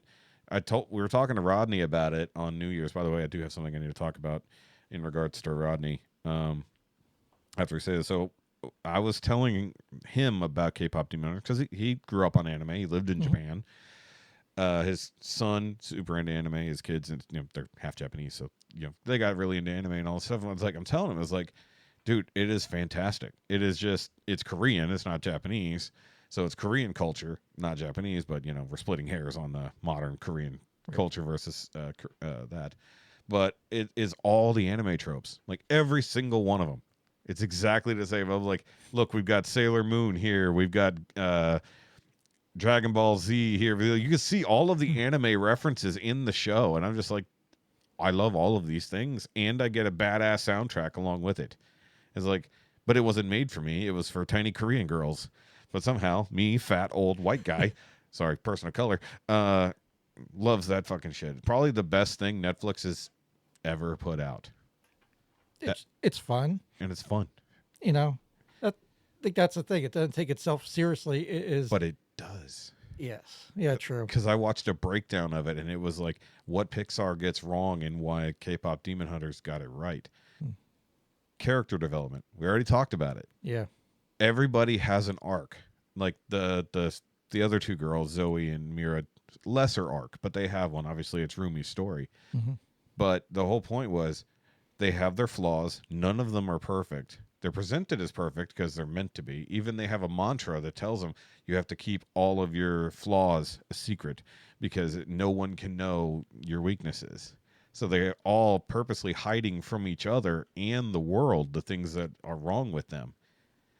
And like once you realize all that, and now it's generational as well. It's passed down. And it's like, oh yeah, they're allowed, but they're also allowed to be real. Like the girls pigging out, being gross, burping, and all this other shit. I was like, yeah, they do that. They're actually portraying somewhat real women. I did feel terrible for them because I wanted couch time. Yeah. And they could never get couch time. I felt bad for him. They got a little bit of couch time at the end. A little bit of couch time. But they did finally, they went to the bathhouse though. I mean, it was a little bit weird that they're obsessed with seeing their friend naked. Let's just be fair. A little bit weird, but whatever. Also, there's no way that Rumi put away all her hair in that single towel. That makes no fucking sense. She's got like 9 feet of hair. Don't underestimate women and a towel in her hair. I was just talking to my daughter because every time she comes downstairs, she has some type of towel, shirt.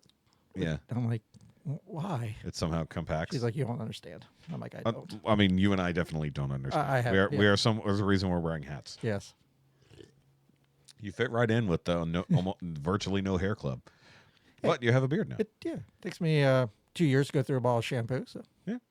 And your beard's growing in nice. yeah, it's getting there. It's good. Yep. It was the. You're gonna go a little bit longer. I was thinking. I trimmed it. I think I trimmed it too much. I mean, still working on it's a pretty solid length, but like you got the tight hair growth. Like mine, I have to go long because it's very sparse. Yeah. It's dense as when it's longer, but if I trim it down to your length, it looks like nothing's there. It doesn't make sense. Well, I was trying something new. I was off for 2 weeks. I decided not to shave for 2 weeks. What? And then I'm who's like, gonna yell at you? Nobody. Yeah, exactly. But it looks good. I like it. Next, you have to try mustache or no mustache. Oh, I did the mustache once. No, I mean with the goatee. Oh, okay. So without, because I used to do just the chin strap. Yeah. With no mustache. Ooh. I actually liked it. It was good for a while, but you have to like accommodate for it. You can't, like, I tried it now with the full length beard. It doesn't work as well. But I also hate when my mustache gets long and starts getting above my lip. I don't know how guys do that. You know, like Jake from Men's Group. Like, he's got a ridiculous mustache. Like he can twist his shit. And I'm like, how do you deal with that, man? It's like when I had it just a little bit in my lips, and I was like, like just trying to blow it away. I was like, this is annoying. How do you guys live like this? Yeah, I'll get in your nose. I don't know. Yeah, that too. I'm not there yet. No, That's the next level. we need to get to the level where your nose hairs have become part of your mustache, like they used to show all the time in like Disney movies. Yeah. Their mustache started inside the nose. I'm like, how do you breathe? It's like if your hair coming out of your nose is so thick it's now part of your mustache, how do you breathe at all? Doesn't make any sense. They got trimmers for that. If you guys out there have a mustache that is part of your nose hair, let us know how you breathe through it. Or is it a good thing? You know, your soup catcher goes all the way up. All right, so serious time. Yes. Put on serious face. So, guys, I've talked about what's going on with my dad. Apparently, it's a very bad time for dads right now. I've talked about what's going on with my dad. You know, now he has a broke back, and he's really in really, really, really rough shape. They need help, and hopefully that has begun. We'll see what happens. And obviously, we talked about Shaun's dad is going through it as well. And previously, you know, Jefe has talked about his dad. His dad's okay, but he also has things going on medically. But our friend Rodney, we've only just recently reconnected with. Last Thursday, we're recording this on Monday. On Thursday, his dad had a seizure while driving and ended up getting T-boned by a concrete truck. Oh, God. So he's already in a really, really tough accident. And I think I don't want to misquote, but I believe he's in his late 70s, I believe. Older man. He's always been like a worker, like always done construction, landscaping, heavy outdoor work and stuff, you know. I knew him there for a while. Usually a pretty jolly old dude, but this is one of those guys where he's got that old man strength and you don't know where it comes from. He's terrifying if he gets mad. Like, I've seen him mad like twice, and I'm just like, I'm going home because I don't want to get involved in this, and I'm going to get repped up somehow. But they found out the reason he had a seizure was that they found out he had a large mass on his brain. And so they went in, they did surgery yesterday, Sunday. Yeah. So they did surgery yesterday to remove the tumor, and they're going to do chemo and stuff like that just to make sure everything's gone. So we already kind of talked about that with Shaun's dad. But they need help. And normally I don't plug GoFundMe's and stuff like that, but this is a friend of the family, and they're looking for about $15,000 to help with the medical care and anything else he might need. You know, they've already raised over like $4,600 in just a day or two, so that's already good. Like almost a third of the way to their goal already. I've shared it around already, but guys, it'll be in the description down below. It'll be linked on the Facebook as well. It'll be the pinned post here pretty soon if I hadn't done it by now. So anything you can give that'll help out this family. He's old. He's effectively alone. And basically the grandkids are going to have to look after him for a little bit, I guess, because Rod also just started a new job.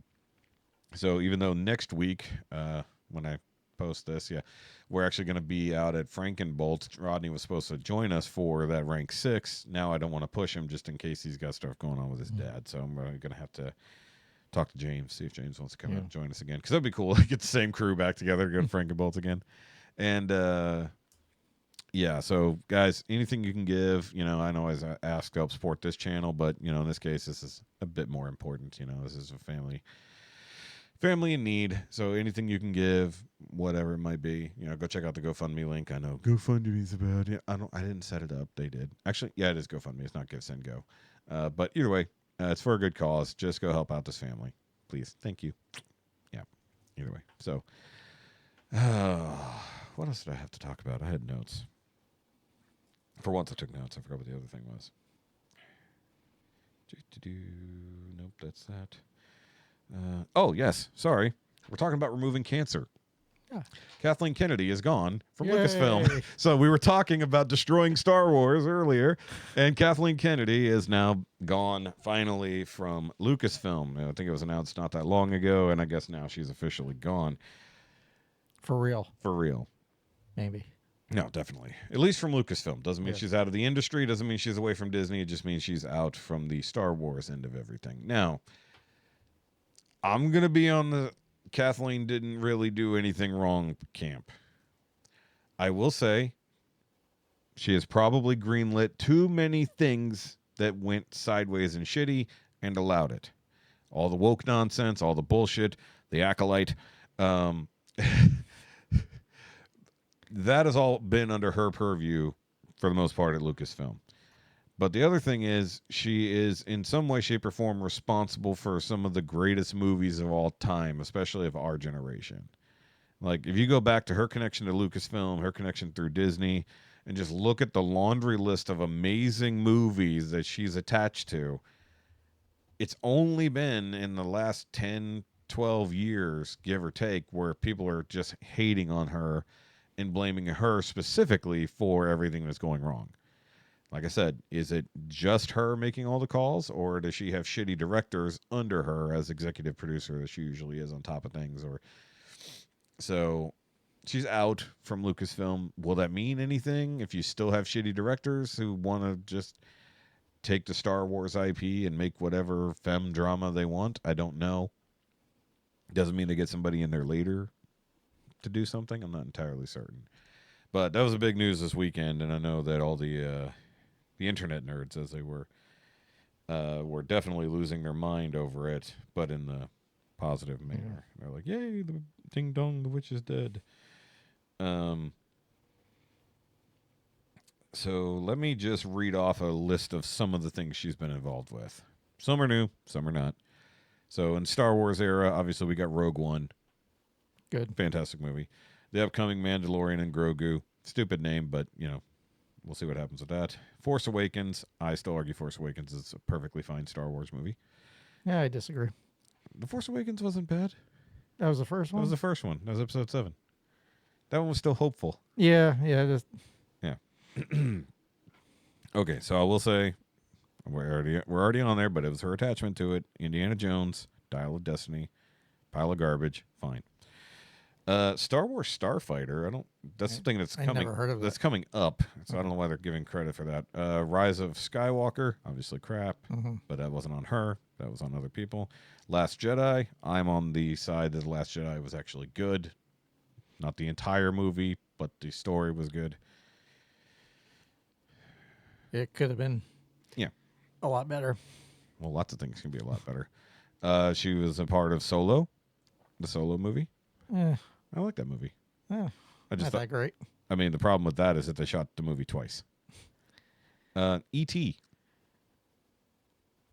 Do you know, I loved E.T. when I was a little kid, and I rewatched it. I'm like, this is the longest, boring movie. Like, how did I like this? It's a kid's movie, yeah, for sure. I can't remember. Yeah.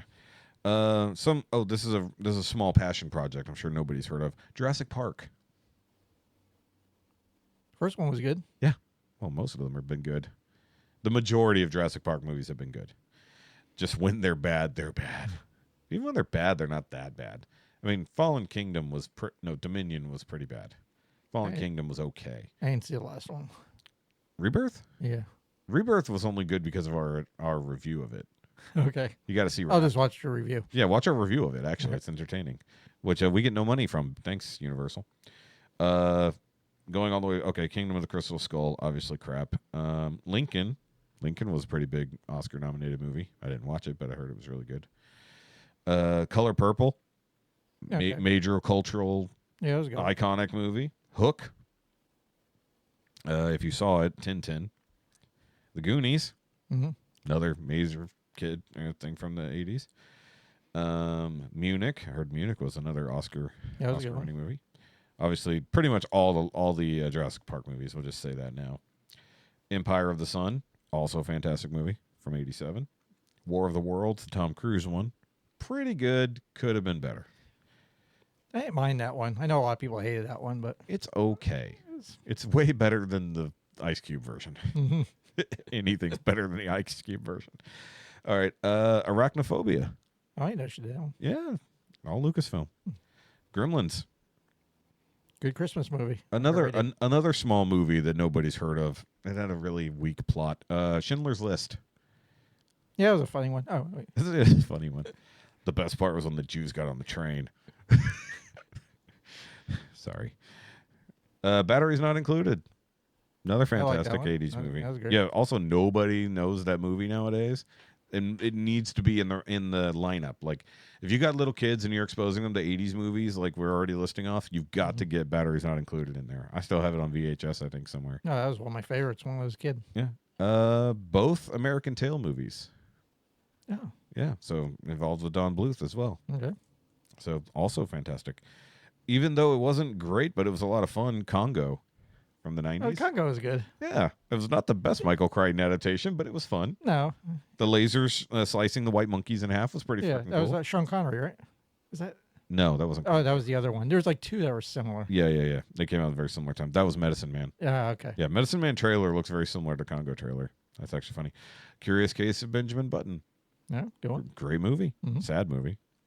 AI, Artificial Intelligence. I've never actually sat down and watched the whole thing, but Yeah. pretty decent movie. Sixth Sense. The original Alive. About the soccer plane, the plane full of soccer kids that crashes in the mountains and they got to survive by eating each other. Oh yeah, kind of like the Yellow Jackets. Yes. By the way, I put Yellow Jackets as one of my worst movies of the year or shows of the year. Shows the year. I just couldn't get into it. Like it just, I watched a lot of it with Jessica. I just couldn't get into it. Another one that most people probably have never heard of, little known project. You know, who gives a shit, right? Who Framed Roger Rabbit?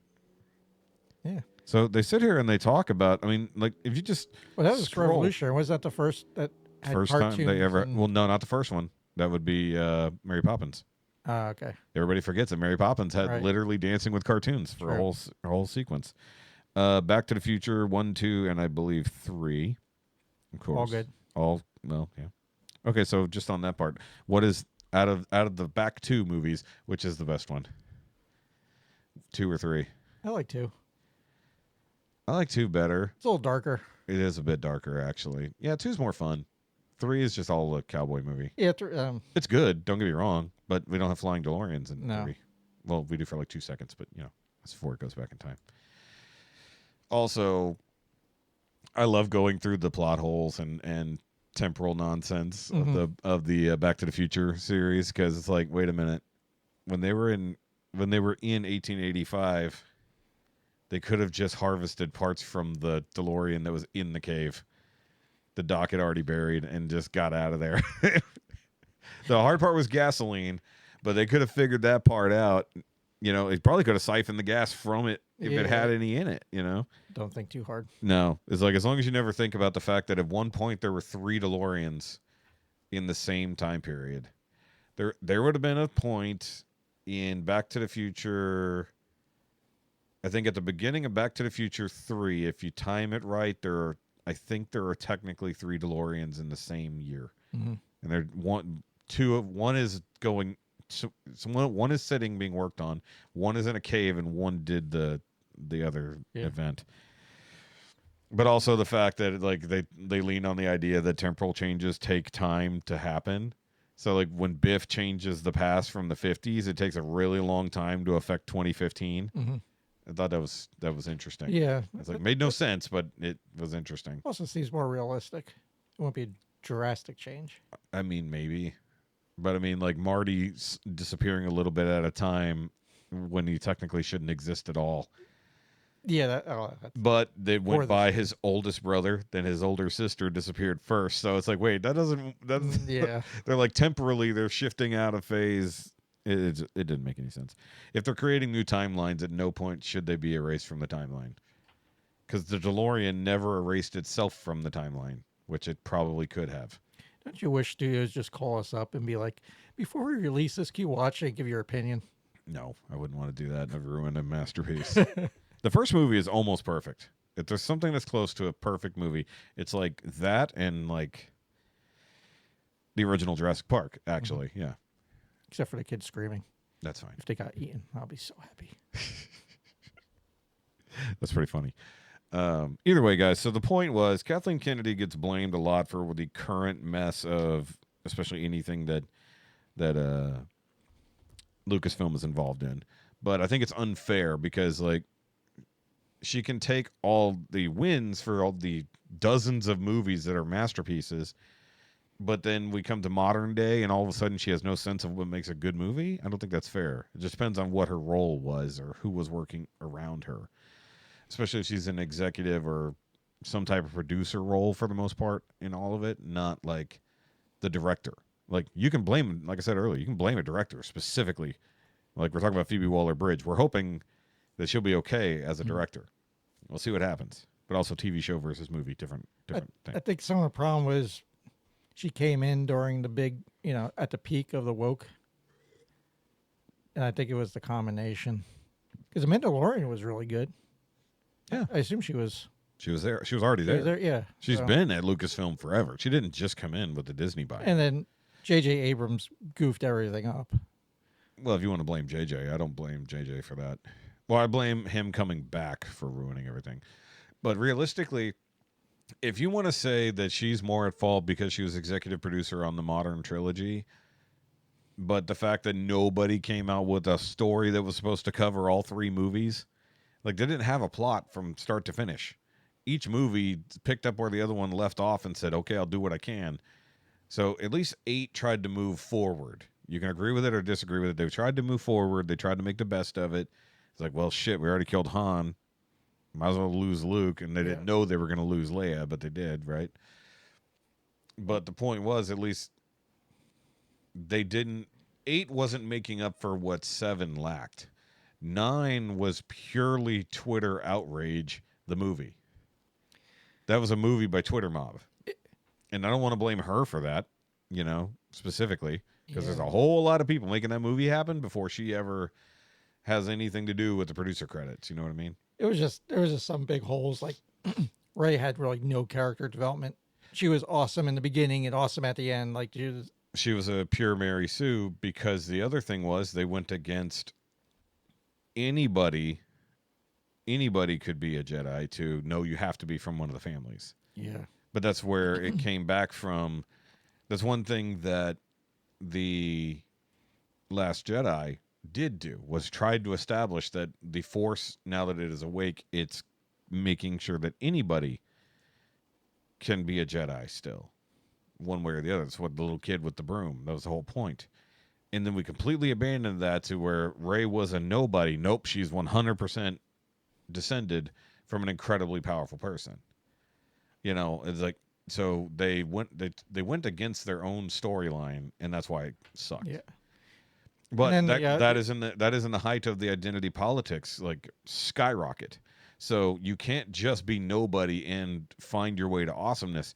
You have to be attached to this specific identity, to become something greater. You can't just be a nobody who. I mean, even if she was just chosen, it's one thing. It was the dyad, as they called it.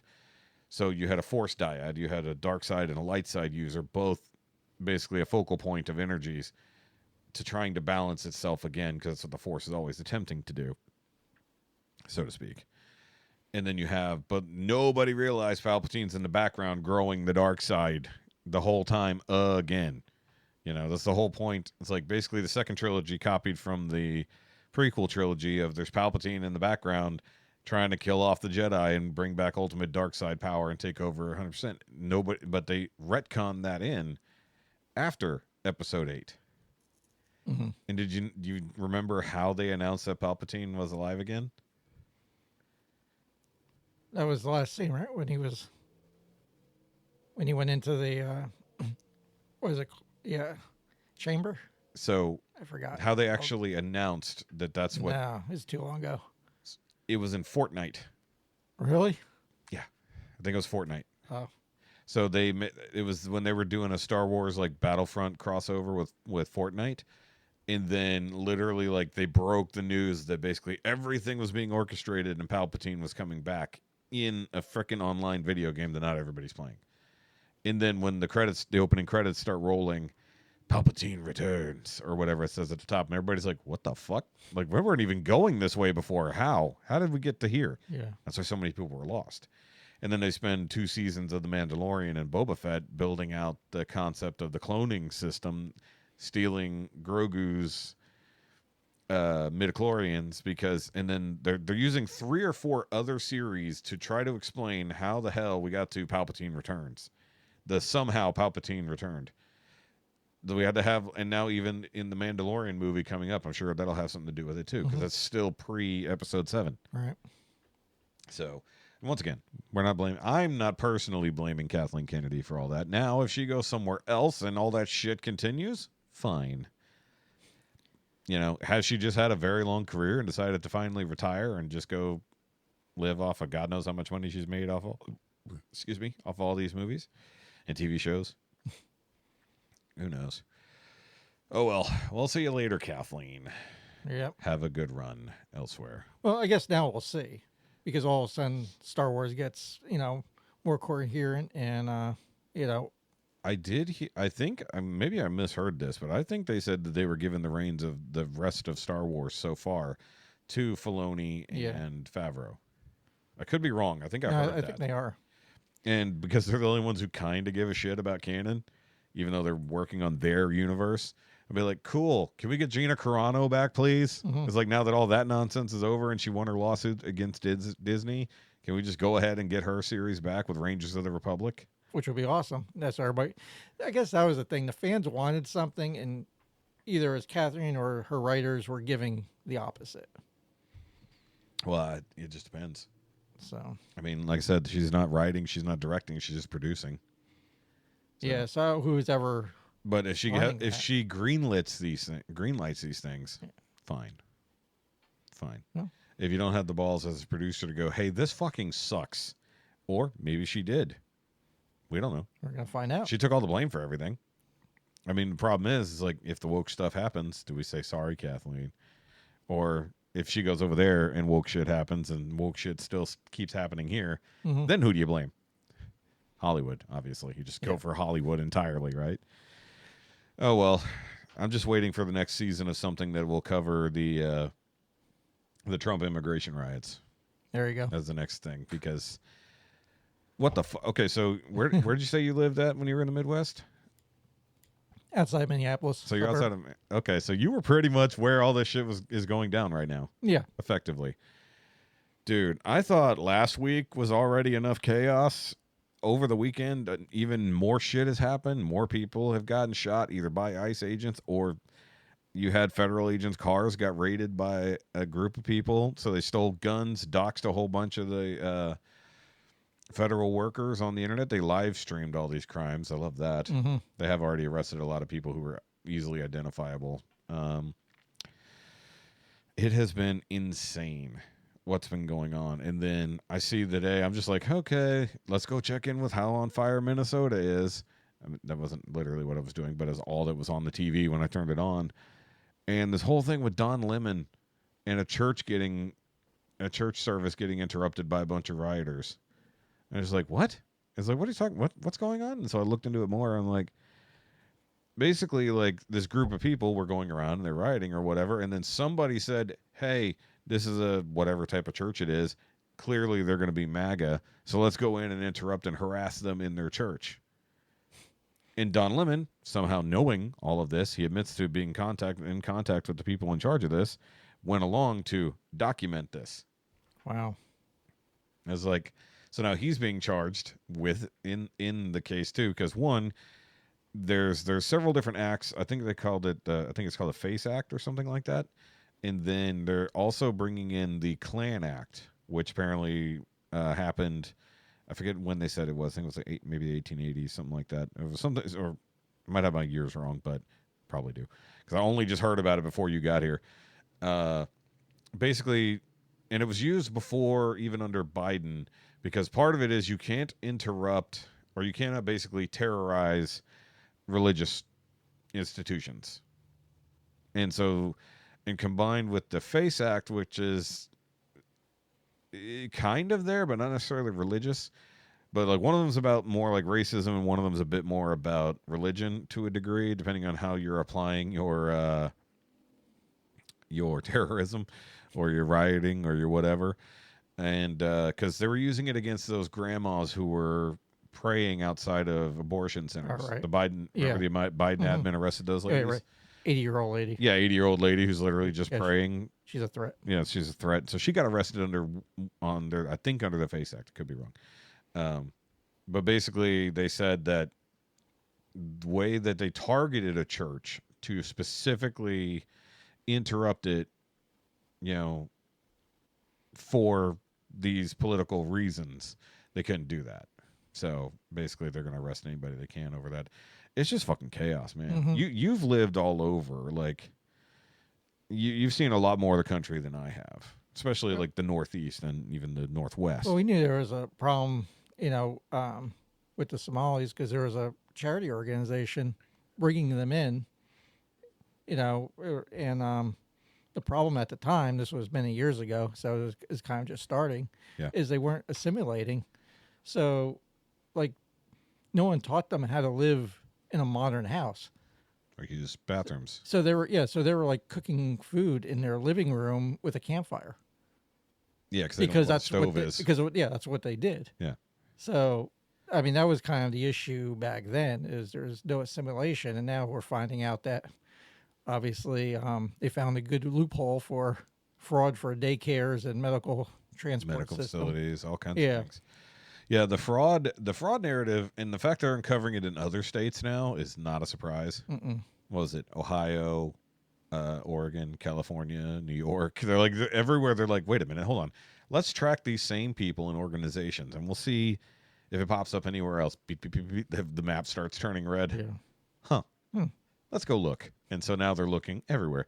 But all this crap in Minnesota, it kind of kicked off because of Nick Shirley's coverage of the daycare thing. Yeah. But they were already, before that, they were already there doing operations, looking for child rapists and smugglers and all these other things, and had nothing to do with Somali daycares. They sent 2,000 more people there because of that, and I think they're just sent another 1,000 because the riots are getting out of hand. Mm-hmm. I mean, a riot is inherently out of hand, obviously. But I don't know if you saw this. I saw this last night. And I first saw it on Not the Bee, and then I saw it on the Bee. And it basically is like ICE figured out that the rioters and protesters don't do early mornings, so they started doing their arrests at like 6 in the morning because they know these people are still asleep and they're not coming out. So instead of going out all day long in the evening, they're starting at like 2 in the morning and then going till like 8 and then calling it a day. I was like, that's hilarious. They're like, yeah, these guys won't come out and protest because they're still in bed, the lazy bastards. But go ahead, you were going to say something. No, I mean, the whole thing, just the layers are probably so complex. Yeah. Because you got the fraud. I mean, they're making probably billions. Hundreds of millions. Yeah, some of it's going, back to Somalia, I guess, through the airport now. We didn't even cover it last week. They own the airport, pretty much. They're running $700 million that guy was, or people, I guess, more than just one dude, caught in one day trying to fly out with $700 million in cash going to Somalia. It's like, what? Like, are you shitting me? Like, and like, no wonder we have no money in this country. It is literally being shipped off to other countries. And then it's probably going to an NGO that's going back to they've already tracked back a lot of the fraud money. It goes into a charity organization that donates to like Blue Anon and shit like that. Or so when you get Act Blue. It doesn't take a far jump when billions of dollars are at stake. Yeah. they're going to defend that. Of course. So the riots, I think, are more defending the fraud. I don't think it really has much to do with ICE. They're using ICE as an Oh, yeah, excuse. no, they're using ICE as a targeted enemy because Yeah. it's Trump's Gestapo, as they keep Right. saying. No, it's tried to distract from all the fraud that's going on because billions of dollars is not chump change. It's like, and I'll say this out there to anybody listening. You know, we're watching our government have to crack down on illegal immigrants in our country and our people getting in the way. And those people who are just trying to uphold the law are being called Nazis. Please go ask either of our grandparents about Nazis. Yeah. Because they saw them Yeah. in real life. My grandfather was living in Slovakia when the Nazis came down and occupied it and said, "Oh, by the way, you're in the army now." He's like, "What?" Yeah, conscripted. And he was American citizen. Yeah. He was visiting, probably bad timing. Oh, that's even crazier. Yeah, he was visiting his family. Yeah. Yeah, and then all of a sudden he got thrown into the German army and had to start fighting Russians. They put him on the Okay, Russian that's actually front. a pretty decent cause. Let's be fair. It's like fighting the Russians is always a good cause, except when we allied with them. Obviously, that's not good. But this is kind of like, I mean, you take a little of both hands in that case, right? It's not like with my grandparents who were enslaved by the Nazis. A slightly different situation because they just wanted that land, you know. But also that was kind of against the Russians anyways because, you know, Ukraine at that point was like, it's like, was it a country? Wasn't it a country? You know, Ukraine was like Palestine back in the day. Just whoever could conquer it. You know, it's like, is it part of the Russian Federation? Is it the USSR? Is it its own country? Does it belong to Germany? Does it belong to who? You know, it's whoever could conquer it, and that's who's got it, right? And then it gets split up or redistributed, or after the war, you're like, hey, it's yours now. Well, I don't want that. No, you get to babysit it. It's fine.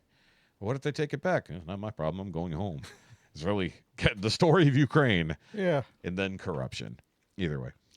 Always goes back to corruption. Always. I mean, that's what we're talking about, right? It's like, it's weird. We started uncovering corruption within our own government, and then the people started rioting against the people enforcing against the corruption. That's very strange. I don't know how that happens. I don't know. The internet was a mistake. Yeah. And you know what? I said it the other day on the last podcast. Maybe don't get rid of the internet entirely, but destroy social media entirely. All of it. Anything that can be construed as social media, maybe even YouTube, something like that. Basically, go back to the good old days where you had crappy little websites, and that's the only. And you had instant messenger. That's it. And you had dial up, so it took forever slow to it down. even get to it. Oh my God, I hate to say this, but this is something that happened this weekend. So Jessica's over at my mom's, right, helping out while I was at work. I wasn't just abandoning them; I was at work. Jessica was off, and my mom, because not sure she's not in her right mind now, sadly. She told Jessica she couldn't get on the Wi-Fi because she was currently using it, as though it's dial-up. It's just like, Mom, no, I'm sad. This makes me sad, like legit sad. It's like the people who taught me technology now have forgotten how it even works. Yeah. And that's actually very, very sad.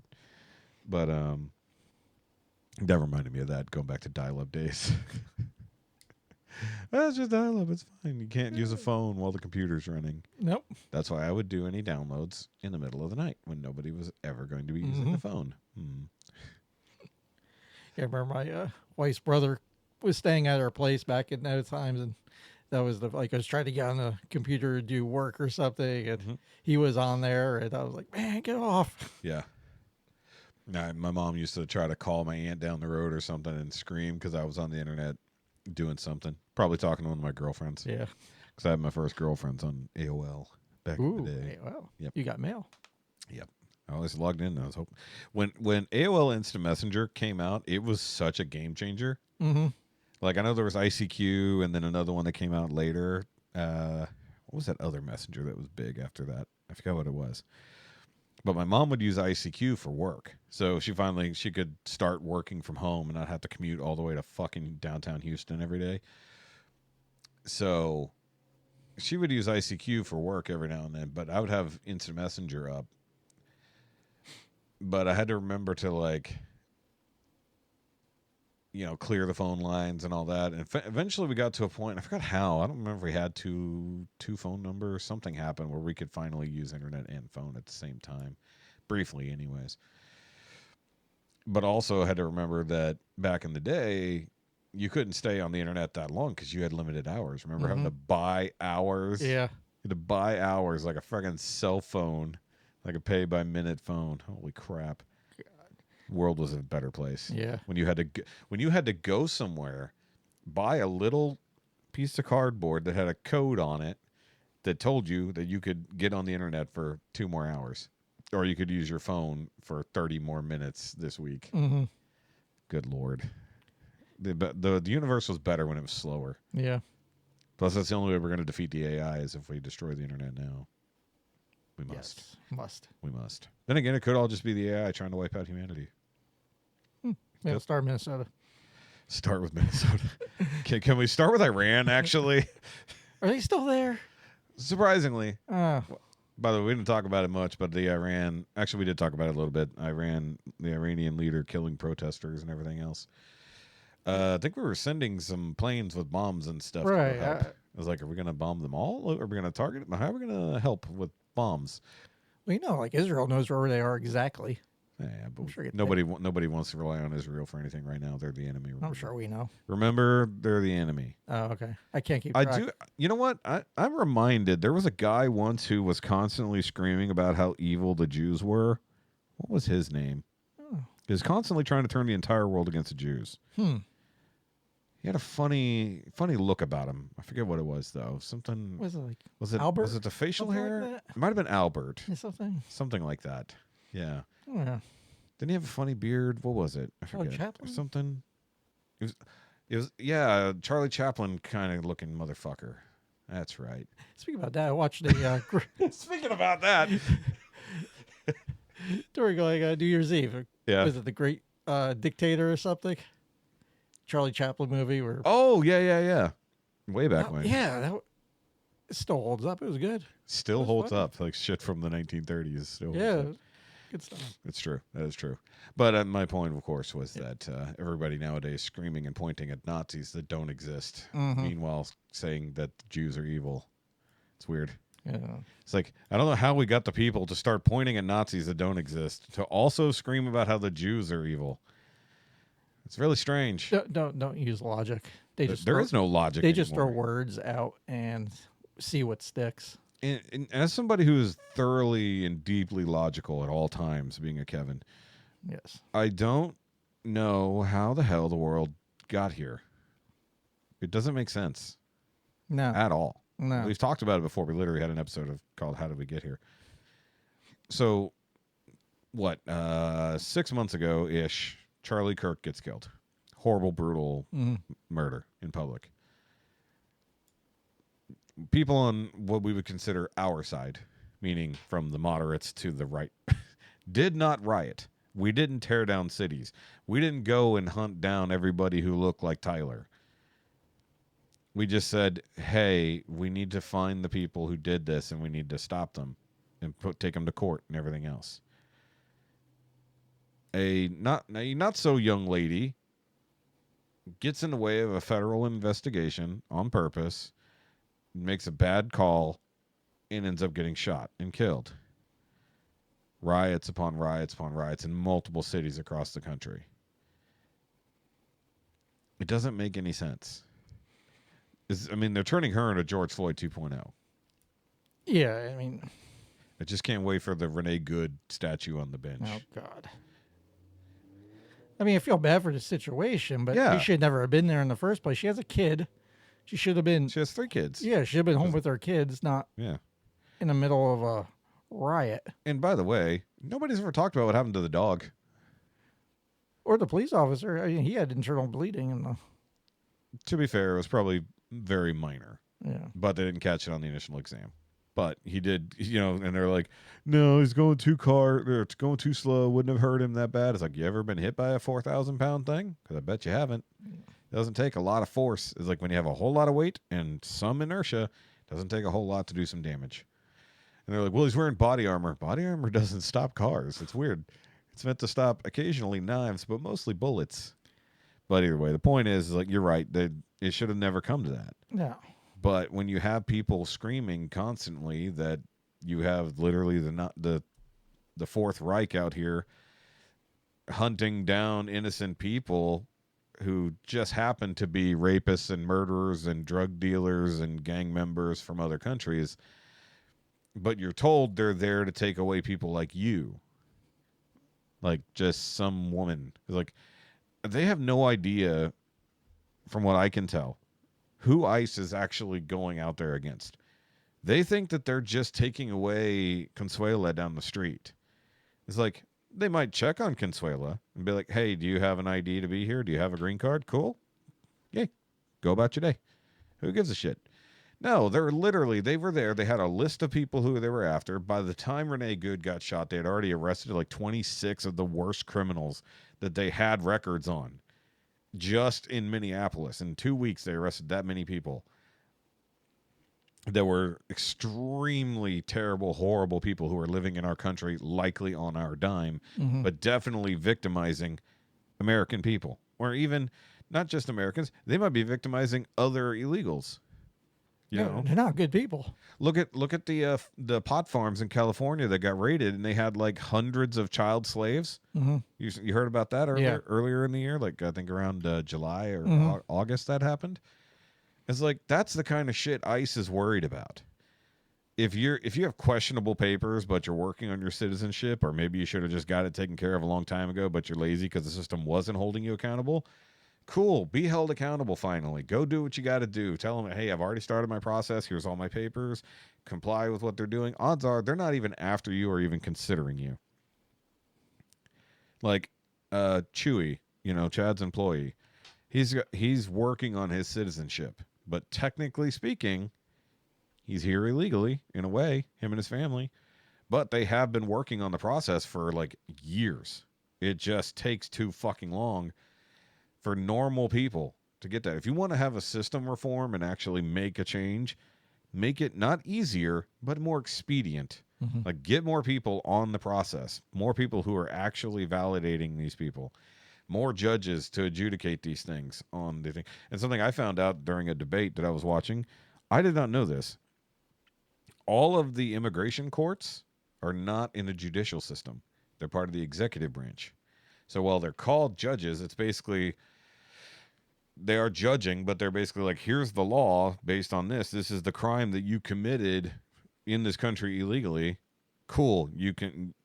Okay, so we've gone over your paperwork. Yes, you committed a crime. We're just going to go ahead and get rid of you. It's like, you can go back to your country, but that's it. Get out. You're just getting booted out. Or you've committed horrible crimes here. We're going to deport you for prosecution elsewhere.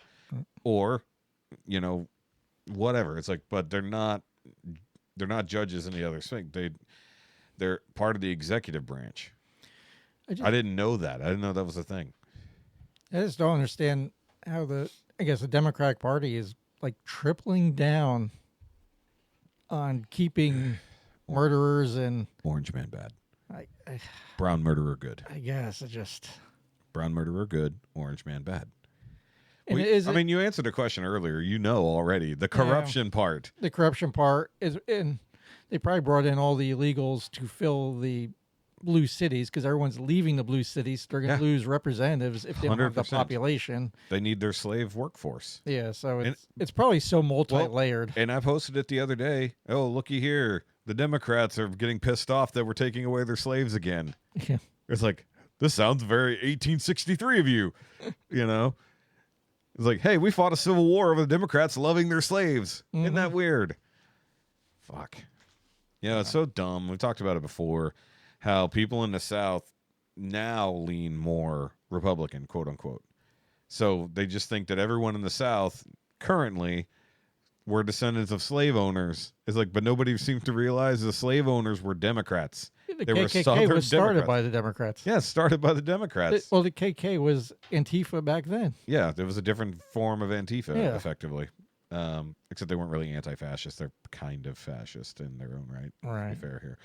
But the idea that they're like, no, Democrats are the good guys because they were from the North. I was like, no. It's like, technically speaking, where the people of whichever party lived is what switched. Republicans kind of took over the South effectively, and Democrats effectively took over the major northern That's how cities. the Republican Party started. Yeah, Because the Lincoln. Whigs were fighting over abolition. Yeah. And the Republican Party said, no, we want 100% abolition. So we're not a breaking little off. bit. Yeah, exactly.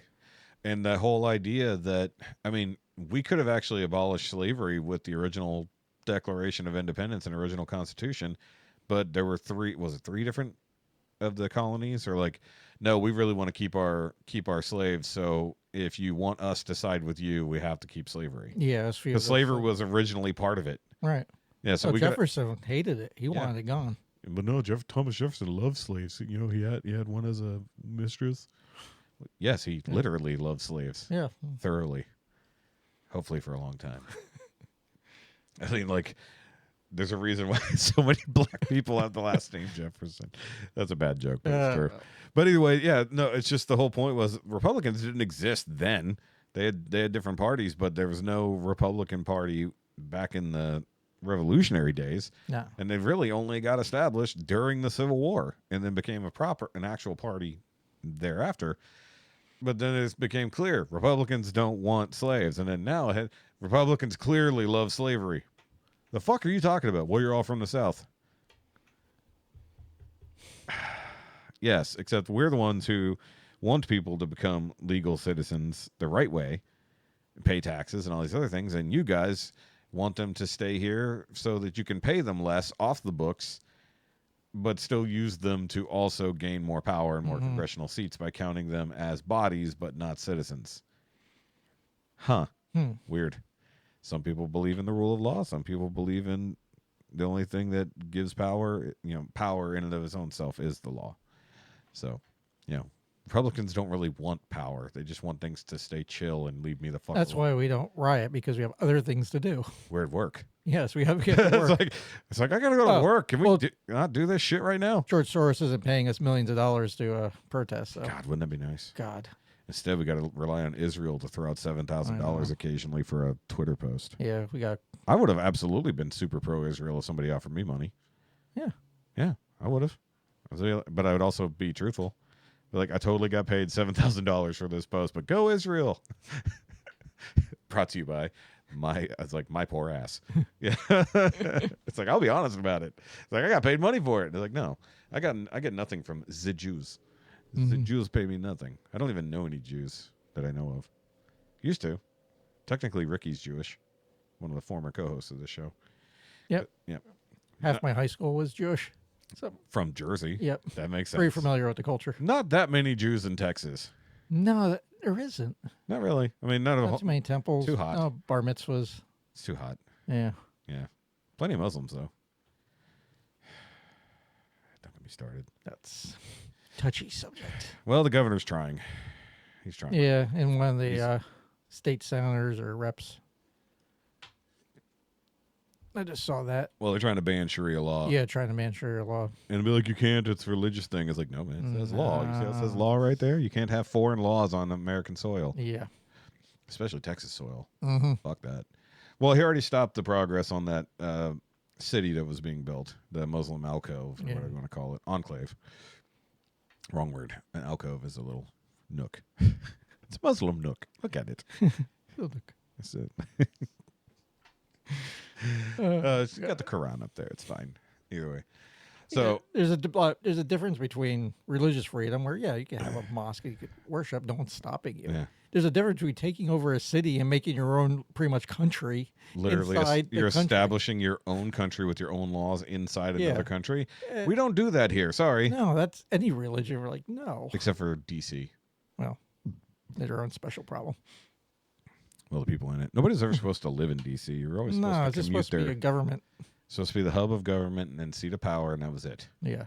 By the way, go check out Jake the Lawyer, otherwise known as the Internet Esquire, if you want to learn about the history of DC and why it's not a state and why it should never be a state. He just did a great video on that. So he's pretty cool. Jake's a pretty cool dude.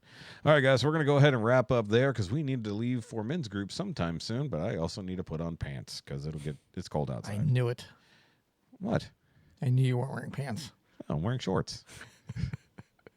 So you can see my ankles. Oh, that's okay. Look, it's horrible. I'll stay on this side of the table. The table cannot stop you. Either way.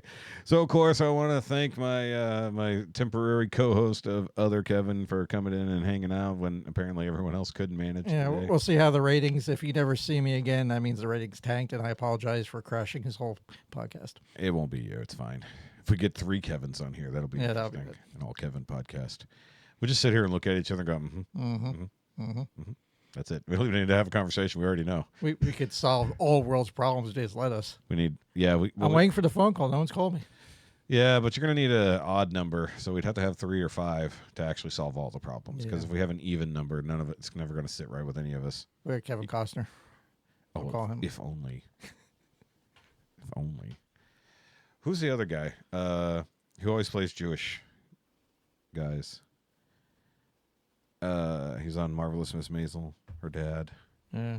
Hold on, I gotta look it up before we go because he'd be fantastic. I know it's Kevin something. Kevin. Oh, Kevin Bacon. We can get Kevin Bacon. Yeah, Megan's good. We can get Kevin James. He's kind of good. fat and weird now. That'd be great too. Is it start with a C? Kevin Costner. Kevin Conroy, but he's dead. That never stopped us. It's fair.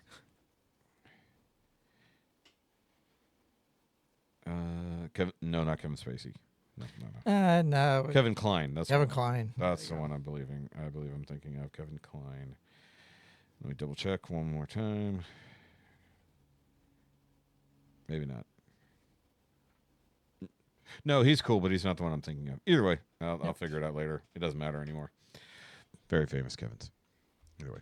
So, guys, make sure you do the like and subscribe thing. And, of course, follow us here at the NYMIA_pod. But you can follow me at _Shoky. You can follow Heffy's bullshit over at Grounded in Grumpy. I know I always say it weird, but it's Grounded in Grumpy. And then Chad at C4 Graphics. And Other Kevin doesn't have any socials, but you should get an Other Kevin account. Yes. I do have to start an Instagram account because people send me stuff. It's on Instagram and I don't have one. So I can't open it. Yeah. So there we go. I'll start one. Other Kevin Instagram. That'd be funny. Other Kevin. And like I said, it's Other Kevin, not Greg. That's right. Remember to put not Greg as one of his name titles at the bottom because Louis could not remember your fucking name. No. And I was going to try to get Louis here because I thought that would be hilarious to see if he could remember your name. Either way. So, guys, and with that, okay, bye. Okay, bye.